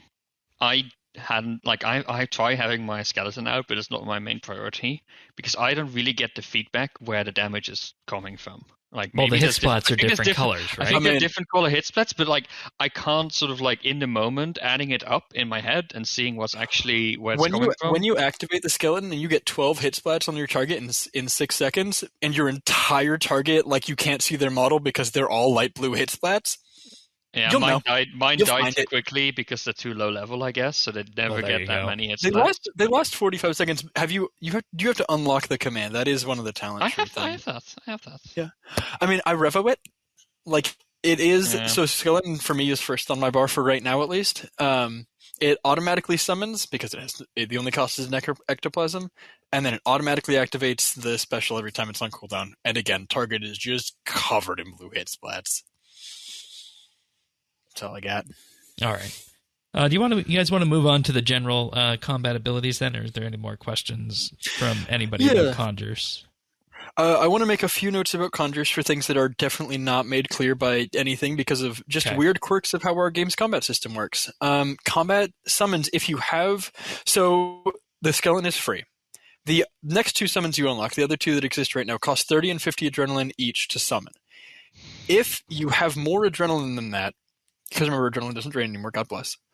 If you have more adrenaline than that and you are out of combat, you do not currently have a target, you can summon the other things. Because you are out of combat, you don't have a target, they are free. All abilities that can be pre-buffed out of combat are free, have no cost. So defensives have no cost. Like if you activate, Devotion. Devotion out of combat has no cost. It has 15% cost if you're in combat, but out of combat it doesn't. So what that means is that out of combat you can pre-summon your ghost and then activate your ghost special ability. Total cost of 100 adrenaline, completely free. So if you're pre-buffing before you run into a boss fight, you summon your skeleton, you summon your ghost, you activate your ghost, the boss spawns right then. The ghost's ability is worth 70% adrenaline. It causes every time you hit the target to have an echo damage up to 33% of your ability damage. So you effectively just get like almost double damage when the ghost is active. Like the command on it also hits like truck. And once you've activated it, it stays active for the entire lifespan of the ghost. Every time the ghost attacks something for 4.2 seconds, that thing takes that extra damage. Ghost lasts for like 42 seconds with the passives or whatever. So that's the entire Hermod fight for me has that effect active on the boss. So worth noting that not explained anywhere, but if you go into fights with 100% adrenaline, you can precast all of your captures for free. Which does give you a significant boost in power. Okay. All right. Fair enough. Anything else from Sirion or Tanis on our little friends? Or should we call them the little friends? Yes.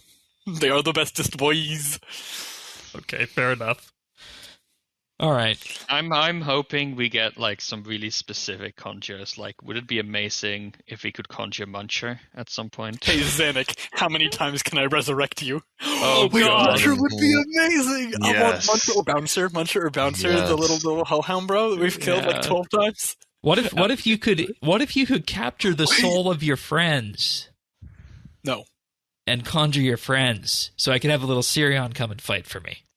This is You why we still can't have those nice bones, things. don't you? I do. I forgot about that. That's a throwback. Jeez. Yeah, All right. don't ritualize those. You could end up with a Syrian in your Well of Souls. I want that. Just shows up in just angry. All right. Just a pair of shorts just floating on by the bridge. All right. All right. Anywho. So, combat abilities. What do we do for this? Because at the start, you can revolution everything. Yeah. But that doesn't seem like a greater idea as as you get more abilities. So if I'm you only reading have things one right. ability that spends adrenaline until you hit your second conjure. And it's also worth noting that there is jank in the system right now that if you have a conjure on your bar and you do not have the command unlocked for it, nothing can activate after that point on your bar. It's glitched. So if you put a conjure in second place on your bar and you don't have, and you're on Revo, nothing in slots 3 through whatever will activate. That explains some of Under the any stuff I've been seeing then. Yeah. Yes. You have to have the command ability unlocked to do it. And obviously, if you've got the command for the zombie, and then you put it on your bar, you're going to summon it and then immediately kill it because the command kills the zombie.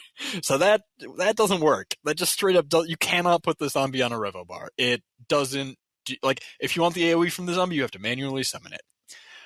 The ghost you can Revo, but it's a 70% adren cost, and the problem is ghost is 70% adren cost, Finger of Death is 60% adren cost. So you're probably going to Finger of Death, even if it's after the ghost, you're probably going to use it first because it will the game will think, oh, I can't use this summon thing, so I'm going to have to use this finger thing. So you never really you won't consistently hit the summon for the ghost, and then the ghost is close to dead and it's not worth spending the adrenaline on it anymore. The summons screw with Revo. You can't really use the summons on Revo. other than the skeleton right now, Noted. which is it is what it is. It's just not great. So I want to ask the question that everybody's been asking with this, and there's going to be an entire combat special on optimizing the crap out of this later on once everything's unlocked and we know how it's going to be. But I want to know the question everybody's probably wondering in the audience. How do we optimize a bar at this point in time? Right. So, like you said, I think we'll come back. Everything unlocks by level 76-ish. So, at level 70, you get the special attack on the weapons, which is really powerful. It has to be used carefully, but it's really powerful. At level 76, you get the ultimate. The ultimate is wild. Level 70, you also get the Zuck Cape, which makes Death Skulls, cost 40% less and do 50% more damage, which is dumb. They're also glitched right now. Be a little careful using those. I don't think it's bug abuse-ish, but they're not working as intended, and I'm not going to explain more than that on air. Because we just don't need to talk about it. They're doing extra nonsense. I see you have talked to your lawyer ahead of the show. Good.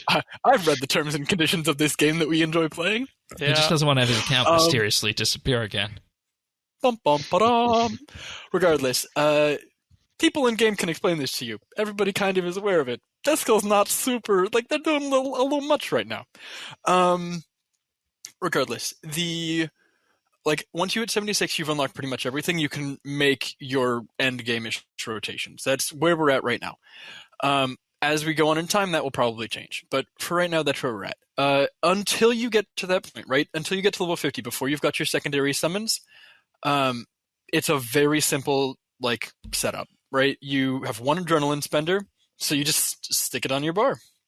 The thing is that you need to manage for the combat style, right, are your soul stacks for your soul sap ability, which you unlock at level 54, and your necrosis stacks from the scythe when you unlock it, kind of, and the touch of death ability. So touch of death gives you 4. It replaces your basic attack effectively whenever it's up.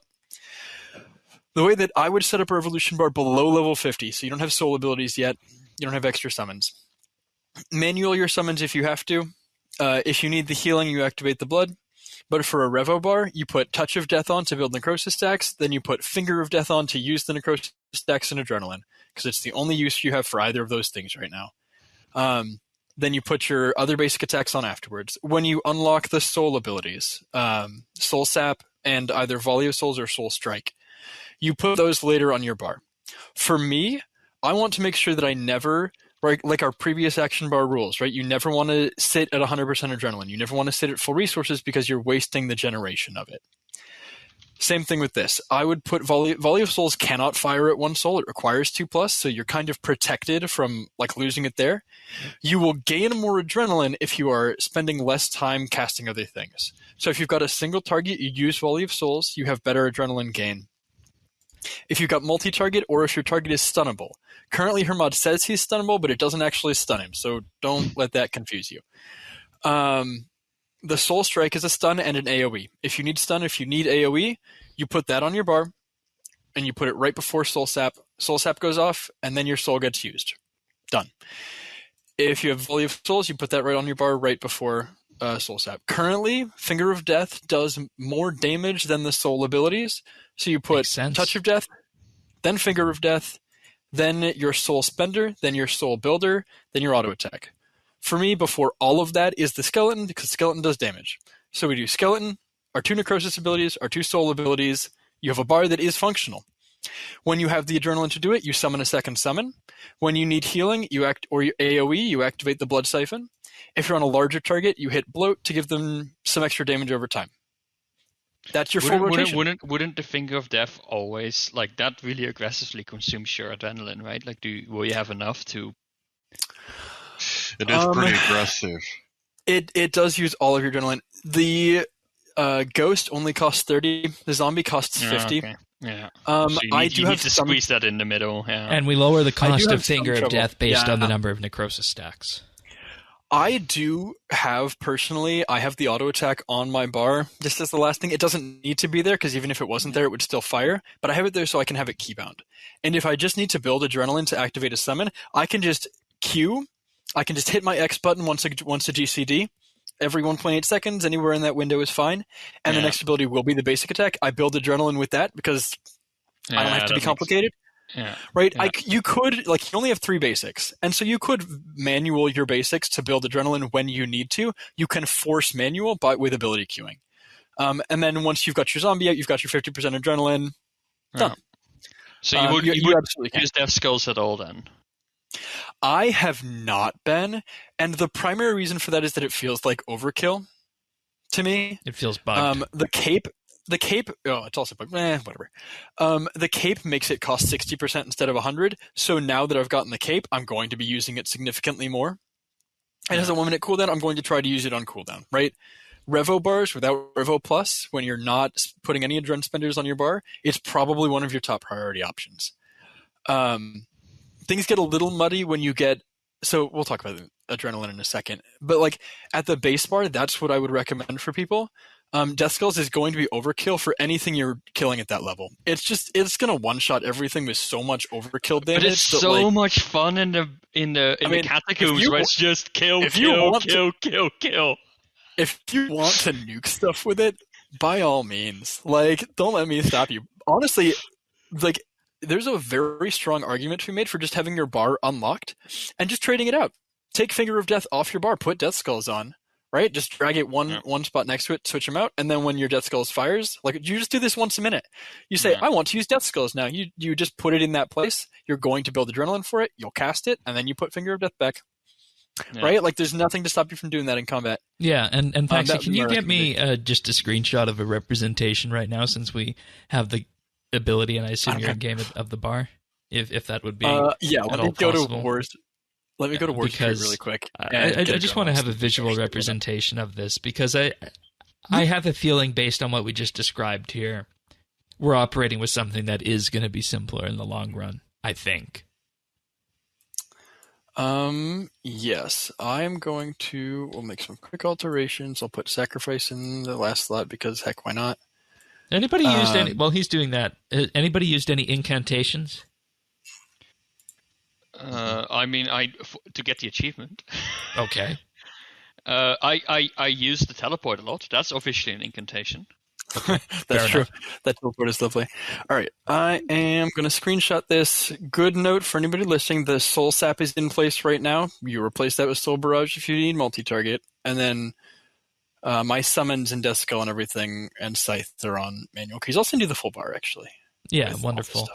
Not just the Revo portion. After this, we'll go to Adrenaline, then we'll talk about the incantations, and then just give a brief mention of the prayers as well, because I just want to give a brief mention of those before we start wrapping things up here. So I've DM'd it to you, Shane. There's nothing in our recent DMs that can't be shown on there. No, I'll just show me freaking out about how much damage things do. Yeah, so I got that, and I'll just throw that Lastly, before we move on from combat, because I mentioned it, and this is separate from whatever bit or whatever else we want to do with it, but for folks that when you get to higher levels, 70 unlocks the Zook Cape, which obviously makes Death Skulls very viable, and 70 also unlocks the special attack, and 76 unlocks the ulti. The ulti, I need to spend more time looking at before I'm able to confidently tell you how to use it. It makes Finger of Death an actual nuke. Finger of Death with the ulti is so much more powerful than everything, including the special attack, that you kind of have to be a little careful not to bait yourself into using your necrosis stacks. This kind of finger? Get out of here. It's worth noting that the necrosis stacks can be used with the special attack.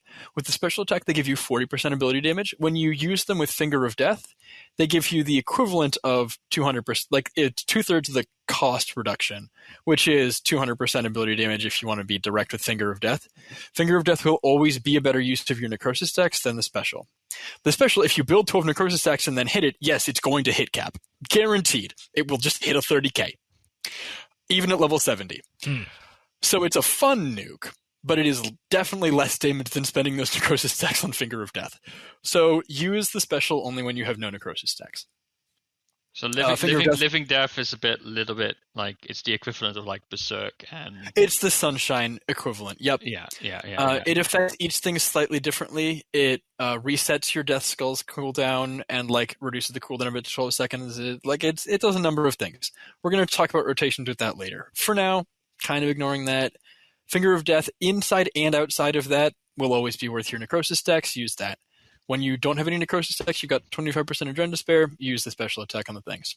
That's it. That's the more advanced like rotation stuff at higher levels that I can tell you right now. And we'll get back with more in the micro lesson on when to use Living Death and what the rotation should look like.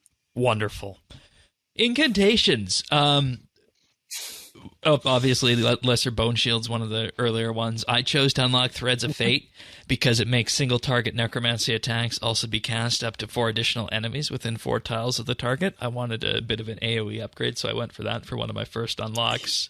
Skeleton Electroc. Yeah. Well, not skeleton in this case. Finger of Death Electroc. And we were talking about this, about how Greater Bone Shield and Lesser Bone Shield would work. And the way it turns out is you just toggle it in the incantations list. And then whenever you activate a defensive, it just consumes those runes. Mm-hmm. And the usual caveats apply. The Lesser Bone Shield is 25% of your necromancy level. Greater Bone Shield is 50% of your necromancy level. So that caps out at a tier 60. So for reference... the lesser, so like that's the Mithril Kite Shield and Dragon Kite Shield, respectively. Yeah, at 120. At 120 necromancy. So if you want that barricade, best to still keep your tier 90 turtling shield. Right. So you can't put turtling. I mean, you could put turtling on a body piece, I guess. But you never want to use barricade basically through this because you're not going to get the duration on it. The only other abilities that scale with shield level are Resonance, which scales partially, and Debilitate, which scales partially. Debilitate doesn't require a shield, so I actually don't know if it will use this. I should have done testing, but I don't know.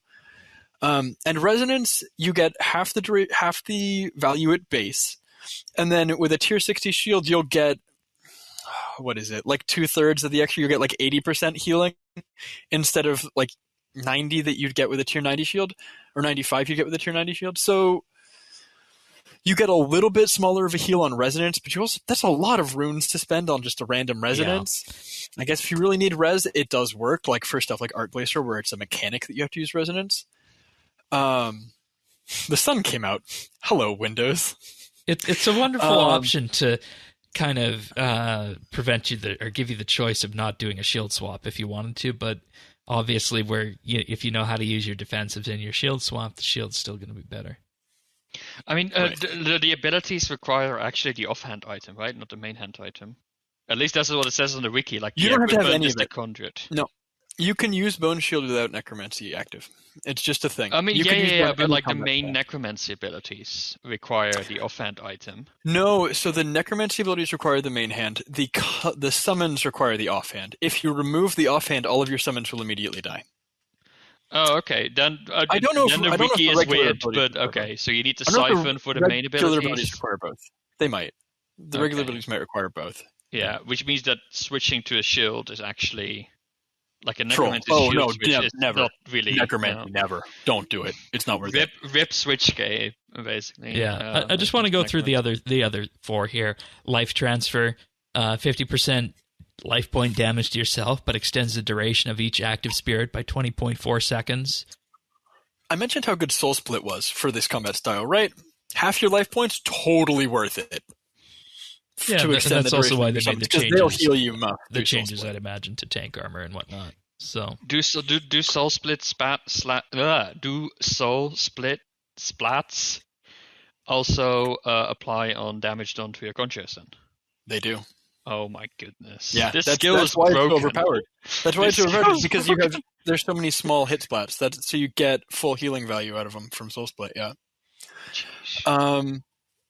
With that said, like again, you spend more health with it. You can't use a shield, so like you do need the extra. It is nice to have extra Healy sustain. So Necromancy feels a little bit more like the glass cannon combat style then.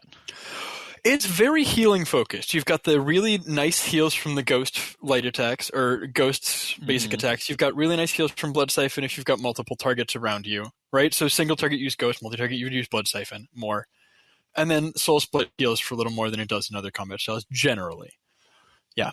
So but you have less access to defense. It's not so much about damage prevention, but it's more about recovery. Like that's sort of the difference between, like, for example, like with what's the ability, the magic ability called again? That makes you super strong and tanky. Oh, the Animate Dead. Animate Dead, right? Like I feel that a lot of the combat styles, at least in the defensive side, went in that direction, where basically you just tank the heck out of it. Necromancy seems like it has really made a different turn, where it's like, no, we're not going to prevent the damage. You're going to take all the damage, but there's really good ways of recovering from it. I will also point out that they made Necromancy tank armor, the tank armor up to tier 90, way better. So they made the they made the damage reduction visible, which is one thing, but the health bonus on it is 50% of your total health at tier 90 versus the old stuff, which was I think 20%, give or take. It's even now at my level 40 armor, it's already noticeable in my it's great. Level 40 or 50 armor should have similar bonuses to tier 90 tank armor that currently exists. So it is an extra health point bonus for sure. All right, also means that three more incantations before we move on to the prayers briefly. Invoke Death. Necromancy ability applies Death Mark, where necromancy abilities will execute the mark for fatal damage if life points fall below 20%. That's at 80. Then we have Darkness, which is 20% chance to dodge incoming attacks. That's a mechanic we'll have to talk about at some point in the future, I'd imagine. Split Soul, which is 400% of the life points you would have gained from the Soul Split Curse are instead dealt to your target, which is, of course, like the ECB spec. It is straight up the ECB spec, except you can only have a 33% uptime on it. The ECB spec can have 100% uptime. There you go. That's the difference. But it does, again, Soul Split hits harder on this combat style, so Split Soul does a lot of damage. Like, I've seen clips from it, it's nice. Worth noting as well that it interfaces with the, like the Blood Reaver is mini Split Soul. You heal based on things and it does damage back. With so many damage hit splats going off, it's a lot of I'm getting ridiculous poison damage from the Blood Reaver. I can only because imagine. There's so many hit splats and so many heals coming in from Soul Split. It's the typeless damage. It's worth noting, people have been saying, oh wow, Hermod has dodge. No, he doesn't. He doesn't have darkness. That's not a thing. What they're seeing is that he's like missing 20% of my attacks. No, that's your familiar hitting. Familiars can't hit him because they all use the traditional combat stats. There's no necromancy familiars. Right. The exception to this is typeless damage. So things like the Blood Reaver, when you heal, the Blood Reaver hit splats will hit. Poison damage hits through it. But only typeless damage and necromancy will hit. So he doesn't have dodge, but like you can do a lot of damage with Soul Split, Poison, Blood Reaver with this style. All right. Prayers unlocked from Celine. Most of them are unlocked just whenever you go to talk to her at various necromancy levels. We were talking about the Piety version at level 70 plus 8 levels 60. When determining accuracy. It says 70 here on the wiki. Nope, 70 prayer, but it's unlocked at 60 necromancy. Okay, well that's an issue then. Who is she? Like, where do we She's go? the lady. She's the ghost who's living in the thing. But yes, that's unlocked at 60. 70 is when you unlock the soul leech. It's the leech curses from curses are unlocked at 70 necromancy. It's the for Tanis. It's the house just above the cave where the trolls are. It's really near the entrance of the next to like the actual bank. Yeah. Yeah. Okay. And I mean, there's not much to write home about here. They're just other variants of the prayers that we know and love from all the different prayer books and whatnot. So, of course, you'll probably want to use those as you're going to do your boss fights and whatnot.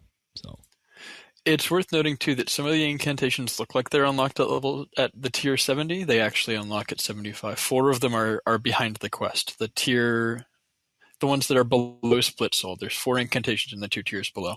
They are unlocked by the quest. Tomes of the Warlock. All right. And there's something else with those incantations too. It was life transfer, greater shield. Radio. One of them had something. It's hard. So one thing we talked about a lot, and we always talk about when it comes to... Go ahead. Deathmark. I wanted to mention on the incantations Deathmark. It's useless. Deathmark is applied for 6 seconds by the incantation. It is applied permanently by the armor. Oh. Every piece of power armor you're wearing has a 1% chance to apply it on every necromancy ability hit. So with 5 pieces, you get 5% chance for every necromancy ability hit on a target to permanently apply Deathmark to them. So the incantation is, I mean, you can guarantee that you apply it, but on a big health target where it's going to get use, where you're going to get use out of it, it's probably already applied. It's only useful in tank armor. Fair enough. Go on. I want to at this point talk about Necromancy's Identity in particular. This is something we talked about with our skill tier list in particular. Is a skill unique? Is it different from other skills? And what is our ultimate description of it at the end of the day? And I figure this is going to be best if we just do a roundtable discussion here on this. So I'm going to start with you, Tanis, on this one. So for me, like, its identity is putting everything that could go along with the combat style together. It's complete from top to bottom, makes it more of a, it broadens the definition of what we think of with combat. Of course you've got the undead aspect of it or whatever, but I think the bigger picture is just the way that it broadens what we expect out of a combat skill. All right, fair enough. Sirion? I mean, I'm going to start with that. I want to ask a question to Faxi by the end of this roundtable before we move on in a little bit, because I know some of what he's going to answer and I want to challenge some of it. Go on. Maybe but for my conversation for a second then. For myself, like I said, I think if you're not too much into combat, I've been describing necromancy as purple magic, and it can feel a little bit like that. The Conjures, like I said, it feels a little bit like something. It's purple magic with little light blue friends. It feels a little bit like the identity comes up once you start understanding the intricacies of some of the game, like the other parts of the combat system a little bit more. So for me, the identity isn't super strong in that sense, in that I don't want to say like it's because it's in the details, but in a sense, if you know the combat system very superficial and you're the kind of person who just copies the revo bar from the PVME Discord, I don't know how much of a different feel you're going to get out of it. The rituals is something they really did something new with, I think. It is sort of like gathering and production, but like the mechanics around it, they tried something new there, and I appreciate that. So it does something. I like what they did and made necromancy not evil. I think they addressed that really well, and I think that the sort of the whole lore around it, that's pretty solid. When they announced it, like the first thing we said is that we wanted it to be about communicating with the dead and not necessarily, the classical evil necromancer with all the skeletons. And I think they struck the right balance where it's definitely recognizable as conjuring undead. But we've even got Ickler in on our side that he's watching us and he's not immediately gonna shut us down. Well, he's like, it's the lesser evil, so I won't know if he's on his side, but he's condoning it. Necromancy had the option to go down a very dark path and take a very dark turn for a season of the game, and they found a way to do it to keep the RuneScape humor and levity and the fun of playing the game built into what is a darker theme. Yeah, I think they did it very well. Yeah. Especially since we just said what a atrocity it is when Sammer Rack did it for us again, when we have to save the world. But details. Yeah, that's me. What was the question you wanted to ask? No, I want to have Faxi answer first, and then I'm going to challenge it. Okay, sure. So what's your your point, your question, your point of order? What am I responding? It has to do with the with some of the combat mechanics.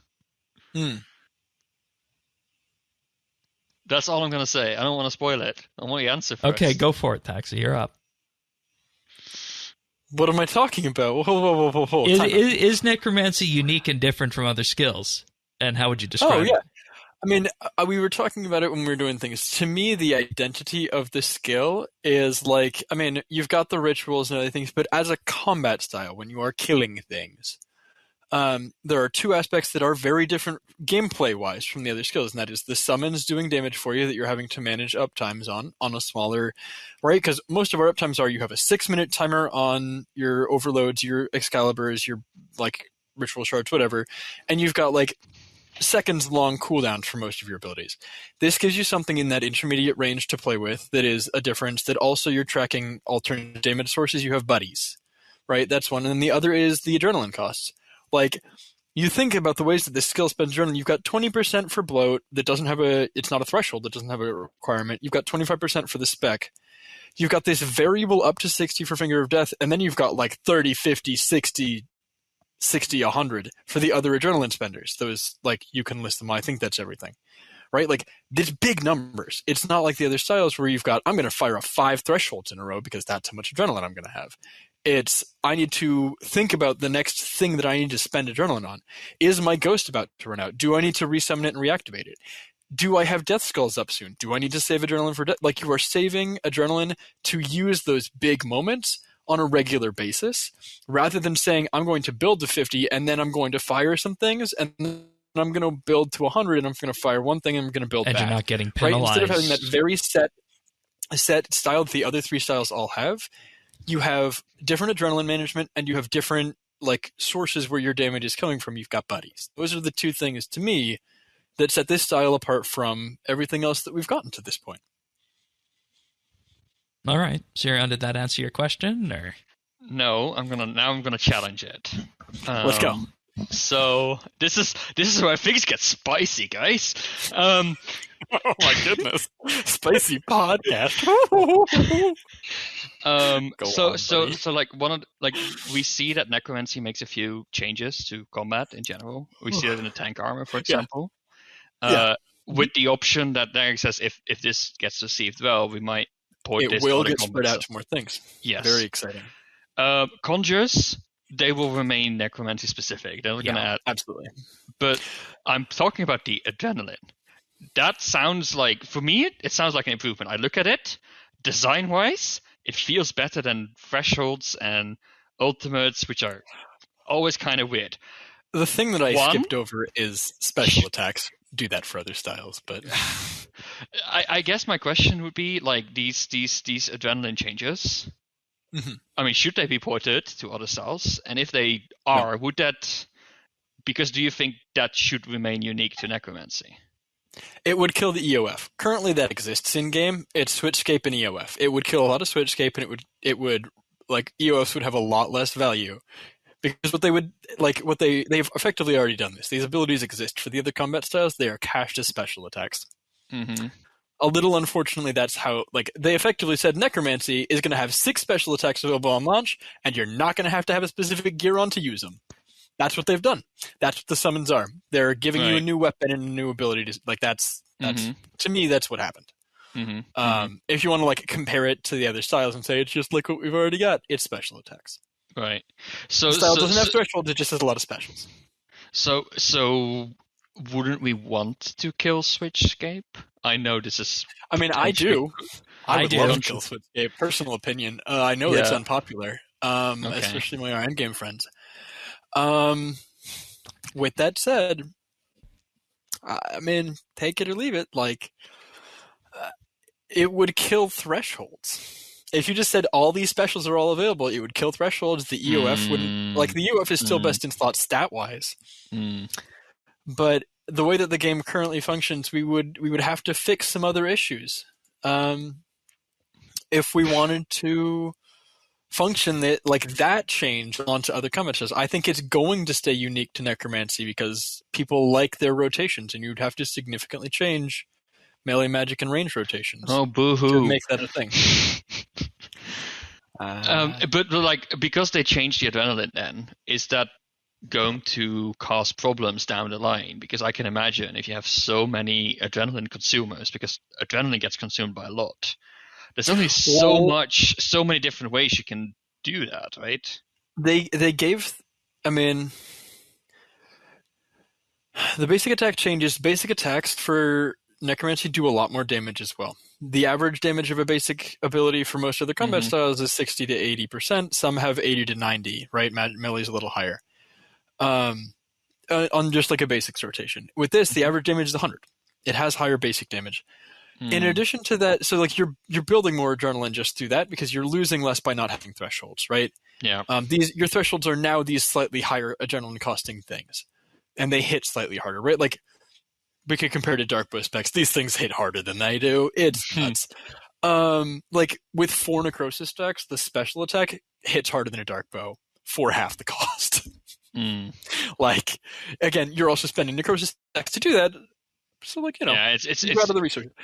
But the like to get to your original point of like the thing that other combat styles all have is like you've got Hydrix bolts, you've got the Jaws of the Abyss, right? You've got the tsunami dumbness that is that what is it? It's Incite Fear, I believe is the spell. Yeah. So like you build the other styles have massive adrenaline builders.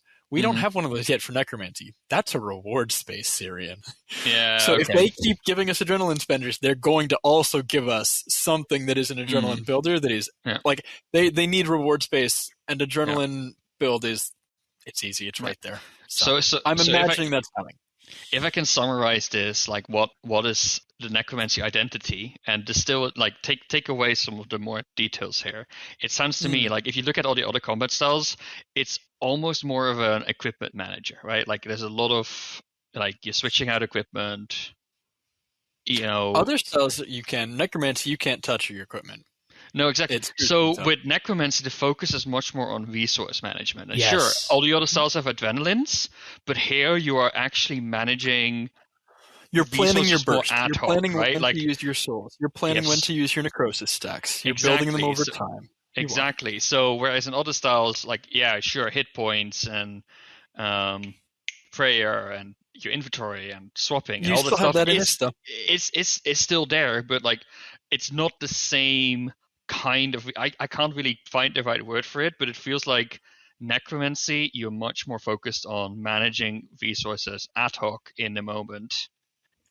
And that makes it unique from all the other stuff. Like Conjures are just resources in a sense. They are. Adrenaline is just a resource. Necrosis stacks are just a resource. Souls are just a resource. And if that's what we're going to land on then, and if that's what we're going to land on as the core identity of Necromancy, and if that's able to make combat feel sufficiently different and get people into it better, and we need to wait on that, of course. We need to wait to see how that's going to. You could fully manual all this stuff. You could manual when you cast your souls. You can manual when you use. It's like 2 abilities. There's not a lot of ways to spend these things. It's not a huge If you just wanted to do if you wanted to revo everything except Finger of Death, so that you had control of when you spent your adrenaline, you could do it. If you wanted to do all that stuff except for like the soul spend, so you can soul barrage to get big burst damage when you want it, you could do that. It's not overly hard like it is in other styles. What might be interesting as well is that different circumstances might want you to extract different parts out of your revolution bar and doing them full manual because it's more beneficial to take control over them, which means that what we have now created, instead of a fairly binary thing between full manual and revolution, is a space where you can choose. It's almost like a gradient, right? They can choose how much you want to automate versus what you want to take out of it, and that sounds potentially interesting for me. And that's not to say that you can't revolution it, right? Like they've made this thing that benefits you so heavily for using these things manually, for choosing when to spend your adrenaline, when to spend your souls, when to spend your necrosis. You have basically 3 resources at this point. But the bar that I just sent to Shane, with like two tweaks, right? Switching out for Soul Barrage for Volley of Souls instead of the Soul Strike, and like I put my Ghost on for this. I can do Hermod. He has two mechanics. I only ever see one of them. Yeah. No, but at level 70. At level 70 with the level 70 gear. I'm like, that's it. Like, you can do it. That makes me suspicious they're going to change it if a new boss is going to be... No, it's not. He's not a real boss. He was designed to be killed with the level 60 stuff. Okay. Like, you can kill him fast. Like, you can do good damage with the Revolution. That's what I'm saying. You don't have to manual this. No, but like the Revolution still works even with all this complicated nonsense. The nice thing as well, because it is almost isolated resources, right? Like the necrosis stacks and the souls, they're sort of separate things. Sure, they both interact with adrenaline, perhaps, maybe, but that's like a separate point. But you can sort of choose. Okay, necrosis is in my manual management. Souls, I let Revolution do, or the other way around. Whereas with all the other combat styles, you only have adrenaline, so it's either all or nothing, or you do your thresholds. And, like it feels like you have much more flexibility with necromancy to choose how you want to do combat, and that is unique to all combat styles. That's what I'm hearing, at least. Yeah, there are one or two solved rotations that you can use in all scenarios for their combat styles. Then they are not that different from each other. For necromancy, you are going to have to change things if you want AoE. You're going to have to change things if you want like big damage hits and burst versus if you want sustained damage. There are choices that you make in terms of how you spend your adrenaline and like how you spend your stacks, right? Very simply, necrosis is big nuke with special, or cheap cost like multiple nuke with Finger of Death, right? Souls are very clearly stun AoE, but more GCDs with soul bash, whatever it is, soul strike, versus Volley of Souls is burst. Like, it is, you are making a choice and they give you that choice with this, and I like it. Okay, and the difference. I think that's what I wanted to dig into as well. Yeah, and you know, with that, this discussion has actually convinced me that to answer the identity question, necromancy is unique enough and different enough. Granted, we are still dealing with the core of RuneScape combat when we get down to it at the basics of it. But talk to me when we hit 120. Yeah, we've been it doing changes. This for 100 million we're starting to look at and see. We're going to have to wait to answer that question to see if it changes that much by the time we get there on that, and see how we feel at 120. So we'll put a pin in that discussion. We already talked a bit about the economy and the integration in the wider ecosystem and whatnot. I feel like we got good ecosystems when it comes to the equipment, when it comes to the runes, when it comes to all of that. Anybody want to pull on anything there? Because I realize we are pushing the 2-hour mark. I'm a slightly sad that, for example, they came up with an entire new set of runes and an entire new, like, I understand, and they explain it actually in universe. I really appreciate, actually. They were like, oh yeah, it's different runes because runes are for anima and this is necrotic energy, which is not the same as anima. I'm like, okay, so there's the explanation. All four altars in the same place is nice. It's nice QOL, but yeah, they could have spread those out. With that said, we're going to talk about. We've got some patch notes of like, yo, those rune pouch. There's a patch note on pouch changes that I didn't get. That, thank God to Shane for passing on to me. I think that's a good segue. Okay, I want to get to the patch notes quickly, but we just got two other little things before we get there.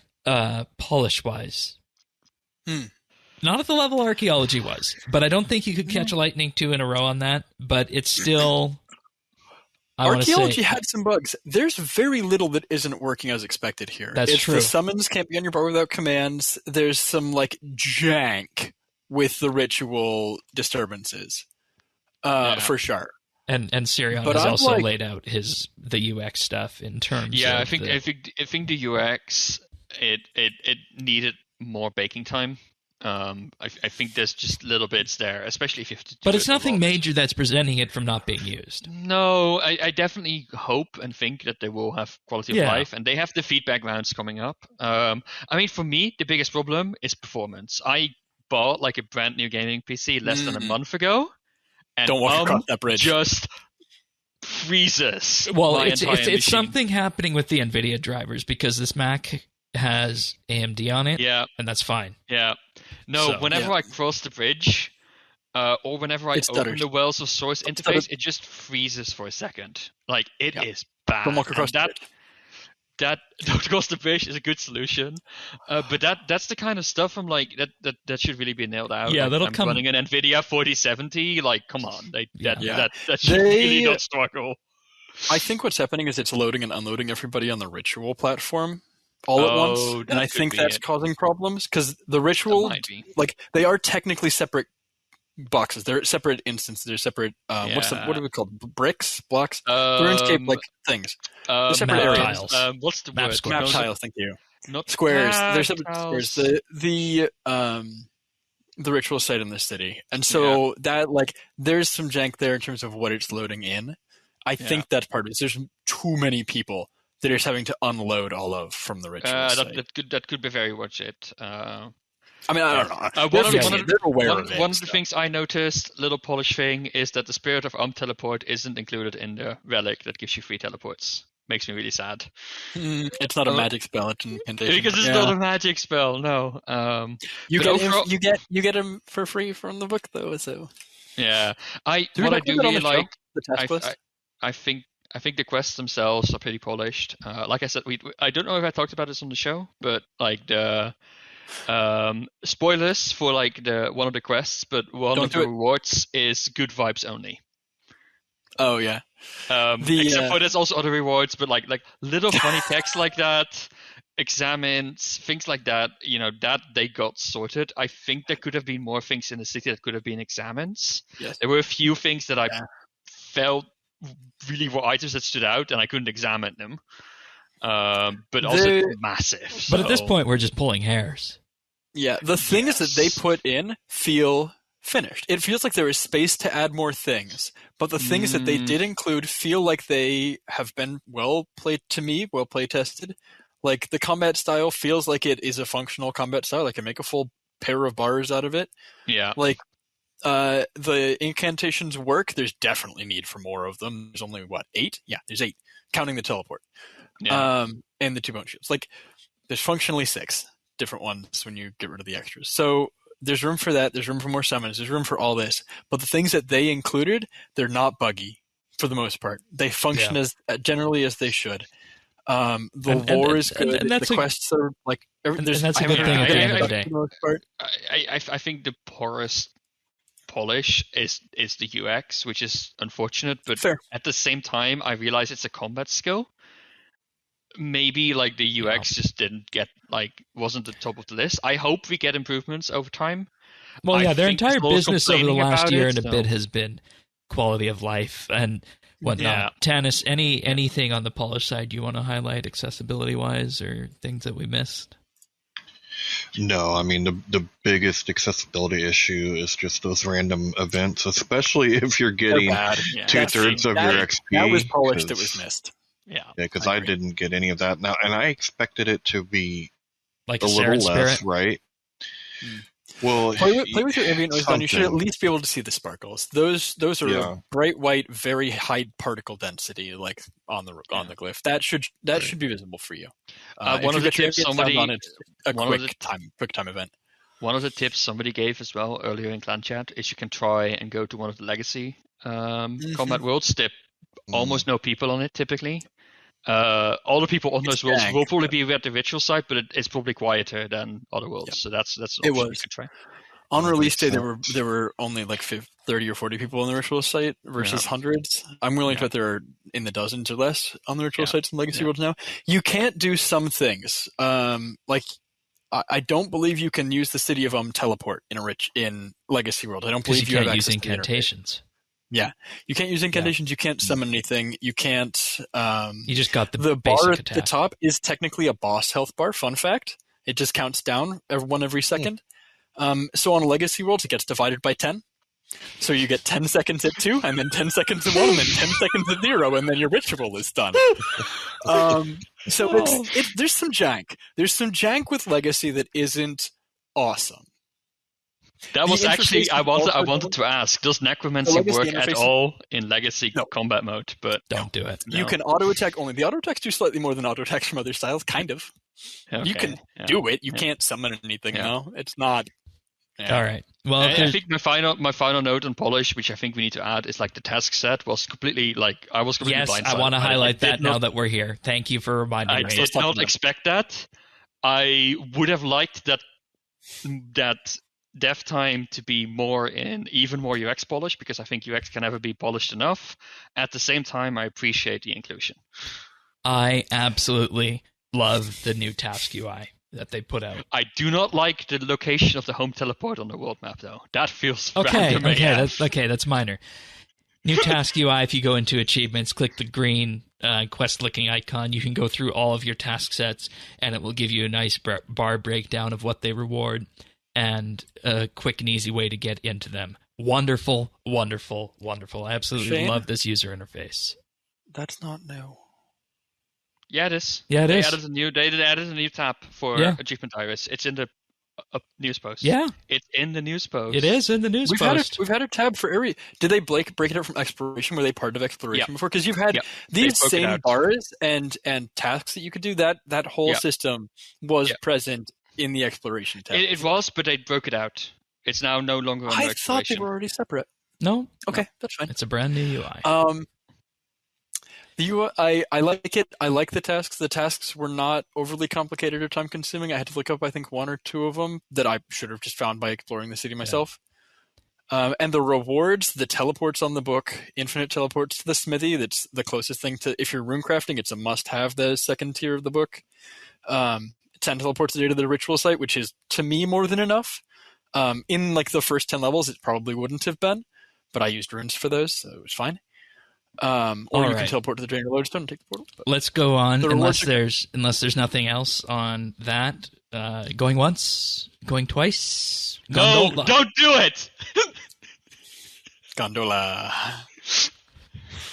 Final thoughts before we move on to patch notes here. Weekend, Tannis. For me, it's still really, really early, right? And it feels early. Yes. I'm still kind of getting my feet under me. I like what I see so far. Everything has been pretty easy. I haven't felt like I've needed to be quite as in depth as some of the things we talked about today, and I'm cruising right along.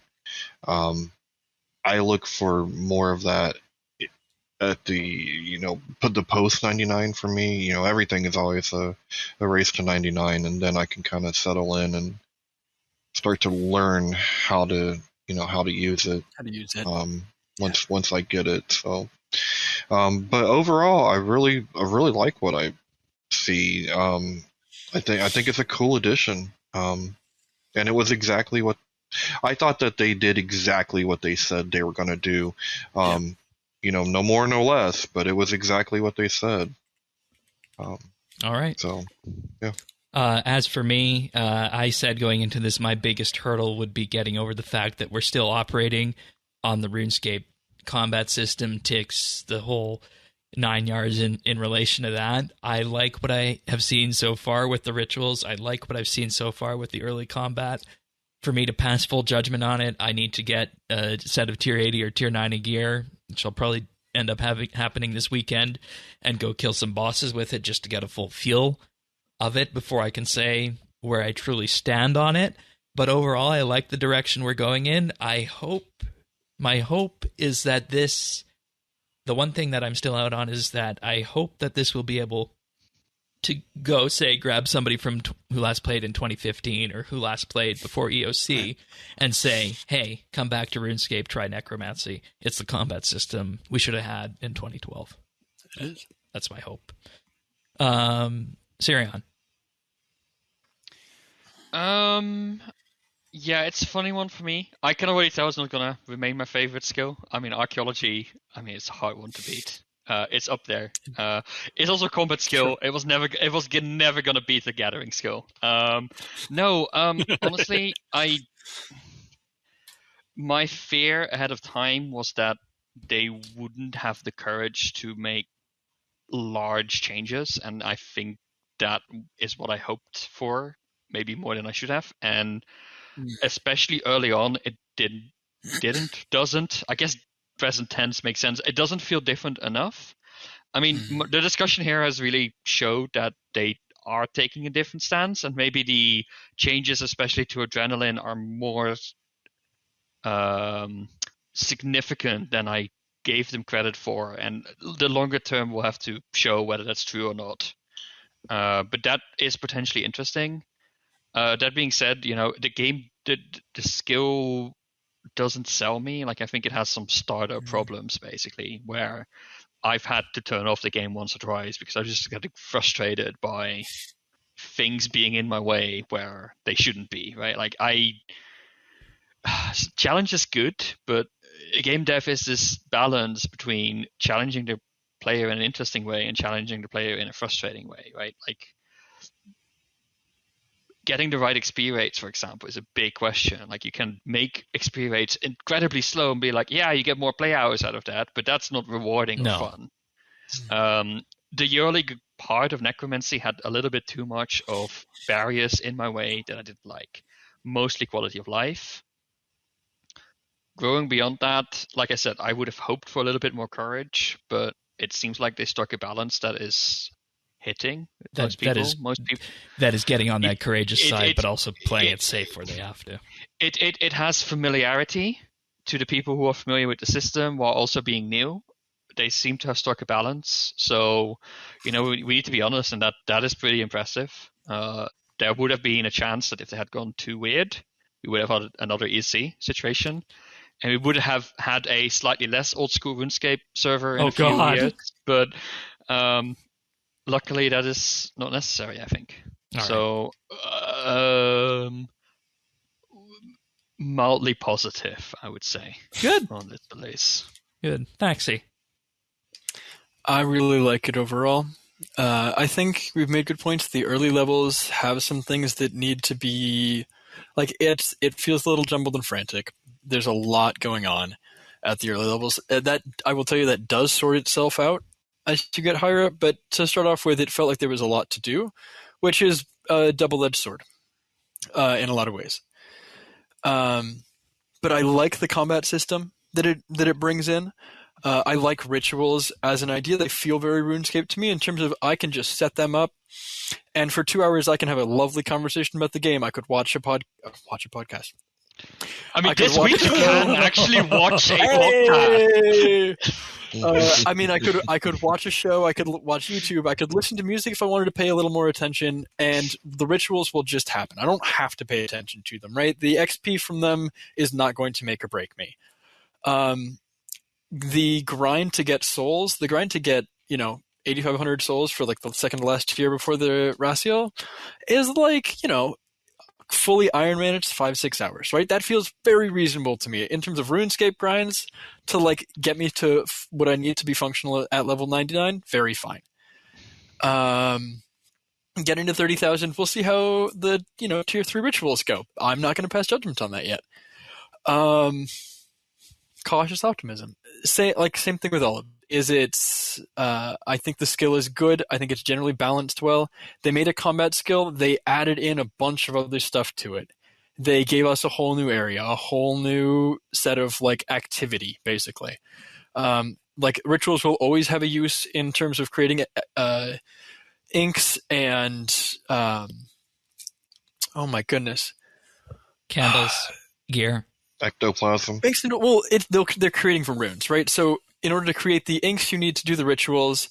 In order to do the rituals, to create the essence. In order to create the essence, to create the runes. Like there will always be. There's not an end point to them when you hit your max souls. When you hit all of your gear, even at 120, there could still be a reason, especially for Iron Man, right? But for general, to make the runes for this skill, like they will have some value. There will be some you could skill. You could absolutely do this just as a skill. It would be a little boring. It would just be rituals.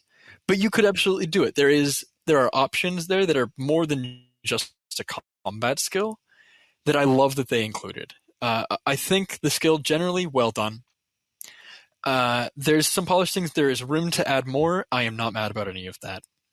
I think they did a good job with it. I like the direction they're going. So positive on the whole on the release. Righto. Well, then let's just run through some patch notes quickly here. We don't have too many of them. Some of these are big. Oh, right. This is an RSBANDB update episode. We have patch notes. We got to talk about the update. What happened this week? Tank gear life There's a lot that points. happened this week.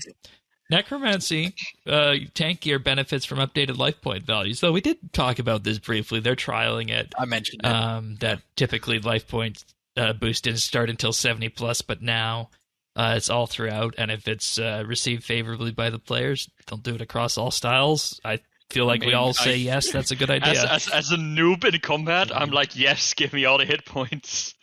Mm-hmm. I mean, I feel a lot of the combat comes down to just, do you eat fast enough anyway? So I think that a little bit of extra. Yes, for me. Hi. Sorry. Do I spam boost fast enough? Ghost go burr. Ghost good. Ghost big heal. Yeah, so that's definitely one I think they should do. They also removed what David was on. You guys didn't want to include this, but I overrided you guys. Apparently, I hate democracy for this. They removed the adrenaline gain from Tsunami, Incendiary Shot, and Meteor Strike when you switch combat styles, and that is now specifically related to that combat style's critical strike. So after using Tsunami, Necromancy critical strikes will not generate extra adrenaline and so on and so forth. And this is, of course, what was generating and pushing a lot of the speed runs at the ultra high end. And it's something that David talked about when he was last on. That is jank that should not exist. I am fine with it not being gone. Sorry, high-end peoples. Sucks to suck. Some minor tweaks to how and where basic attack adrenaline is granted to non-necromancy combat styles, and that basic attack adrenaline is no longer given to magic AoE abilities that hit multiple targets, and magic now calculates its adrenaline from basic attacks based on weapon speed like melee and ranged. If you are auto-casting Blood Barrage, you no longer get 2% adrenaline for every target you hit with your auto-cast of Blood Barrage. Yeah. Again, things that is jank, and that should not work the way that it did anyways, so fine. Moving on. I wonder if they specifically saved these changes for the Necromancy launch, because any other week, these patch notes would have caused outrage. Oh, yeah. Well, and they massively decreased combat XP across the board. They did. If you look at the old and new values, we talked about this last week. We talked about it last week. The changes they've made this week, they decreased combat XP for all styles. They added a lot of life. They added a lot of life points to lower level things. The cows that Tannis was killing earlier in the episode, those only had 150 HP last week. This week they've got about 1,200, which makes them much better training targets for players who are coming from old school and want to kill cows. Yeah, much better. And with that also comes a change to stat boosting. Did you guys know that previously a level 90 player boosting to 99 combat stats would outperform a player with base level 99s? I did not notice.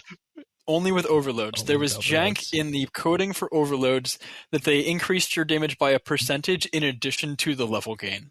There was some funky back-end stuff that boosted levels, gained some additional percentage damage in addition to gaining the actual leveling benefit. No, this was hardly even known about. This has been in the game forever, but it's like something that people didn't notice necessarily. Yeah, I think Mod Pie first explained it on one of his live streams before he left, but everything will just boost in an equal manner now. They also redid all the tooltips across the game, which I think we all noticed with Necromancy. I'm not going to go through all the changes here, but oh my god, they're wonderful. I really appreciate it. Like, I think they had the icons for like the targets before, and well, generally you can try and sort of guess what they are. Having that there in text it's an accessibility feature as well, right? Like this was actually a player-driven feedback. I don't know if they mentioned that anywhere in there. No, this was the RS guy. The RS guy drove a lot of these and worked with Mod Sponge to do this. Him and a couple of other content creators were part of the overhaul. Yeah, I think these are good. Yeah. Yeah. All right. We mentioned the necromancy potions added earlier to the game. I was having fun farming Marintil and Catava. That was good money on launch day, by the way. And that's probably berries, yeah. That's probably why I didn't get necromancy started right off the bat, because I was farming my Catava. Farming. Have you planted your new mushroom patch, Shane? No, I haven't actually, not yet. Shame on you, bad farmer. Don't have all your patches filled. I still haven't done the one on Anachronia either. You fix her. Tut. Shame. And the last one, rune crafting pouches and ethereal bodies are now given a configure option that'll let you set your preferred option when filling them. Impure Essence is only added as an option after completing Rune Mythos. This is so life-changing to me. I did not realize this. I was having to withdraw all of my essence as noted form, and then I could withdraw impure essence into the pouches by autofilling them. Oh, the fact that there's a right-click. I should have just right-clicked it. It's like the repair all on the pedestal. You don't know it's there until you right-click it. Right-click everything, kiddos. Right-click your pouches. You could set impure essence to be your thing. This is big. If you're doing rune crafting, it's a lot of money right now. It's a lot of money right now. A lot. Everybody with their threads of fate and their death marks. What runes do these use? Oh wait, let's look. Oh, what's that? What's flesh and bone? Flesh and bone runes with money? Makes you think. Alrighty, folks, that pretty much does it for this. And with that, we're going to move on to our achievements of the week. Sirion, start us off with the big one. Yeah, we got Arcane with 99 Necromancy on August 9. I did not expect to see Necromancy in this list like right on the first week, but there it is. We got Nyard with 99 Slayer on August 9, and there's another 99 Necromancy. I need to get used to saying Necromancy. By Pony Picker, also on August 9. Moving on to August 8. This is not going very well. August 8, we have 120 Farming by Silverwiz 9. We got 200 million Smithing XP by no other than Choto 3000 on August 7. The whole way. Another achievement on August 7 was Mosen Nefa with 99 Runecrafting. Then we're moving on to August 6. We have Arcane getting 200 Magic XP, Higher Cliff getting 200 mil Divination XP, Jamandi 52 getting 120 Magic, Low Monster getting 99 Ranged, and Nyard getting 99 Strength. Right on. Nice. And also on the 6th, we have Quest Our Shit with 200 mil Constitution. We have Santa Inns with 120 Summoning. We have Silver Wiz 29 with 120 Herblore.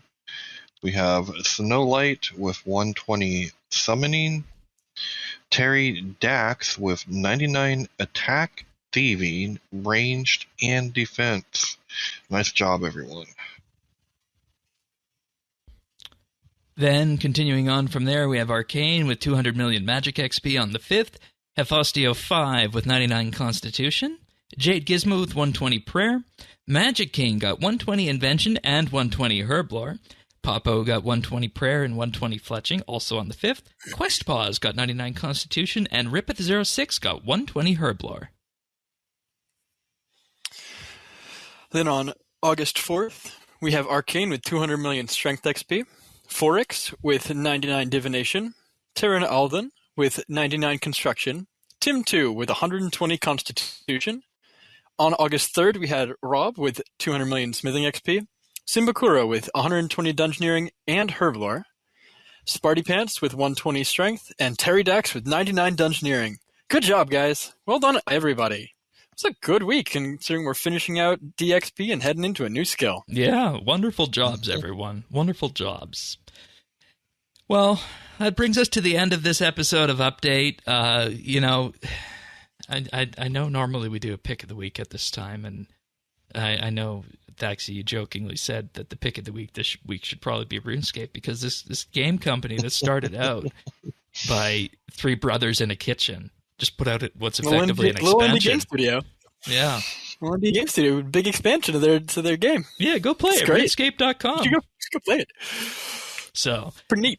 Big, huge thank you to everybody who helped make this episode possible. It was a wonderful adventure along the way. There were certainly times leading up to Necromancy and leading up to this podcast that I didn't know if we'd be here for necromancy reasons or technical reasons, for that matter. But if you guys are hearing this on Friday, well done. We did it. We got it done. So big, huge thank you to everybody out there. And of course, if you want the podcast automatically delivered to you, the best way to do that is to subscribe. We're on all the podcast listeners out there: Apple Podcasts, Google, Spotify, Pocket Cast, Amazon, and more. Just visit update.show/subscribe. And of course, we're also on YouTube at youtube.com/RSBANB, where I can say this now in full. You can find the full video version this week, youtube.com/RSBANB. And we'll also have the nibbles there as well, definitely for this episode. If you like what you see, give us a like and subscribe. Greatly helps the channel out. But I think with that being said, that's it for this episode of RSBANB Update. Big, huge thank you to our wonderful panel for being here. Sirion, thank you. Anytime. And Thaxi, of course. Happily. And with that, Tanis, you and I will be back for another episode of RSBANB Update next week. So until then, see you then, everyone. Take care. Bye.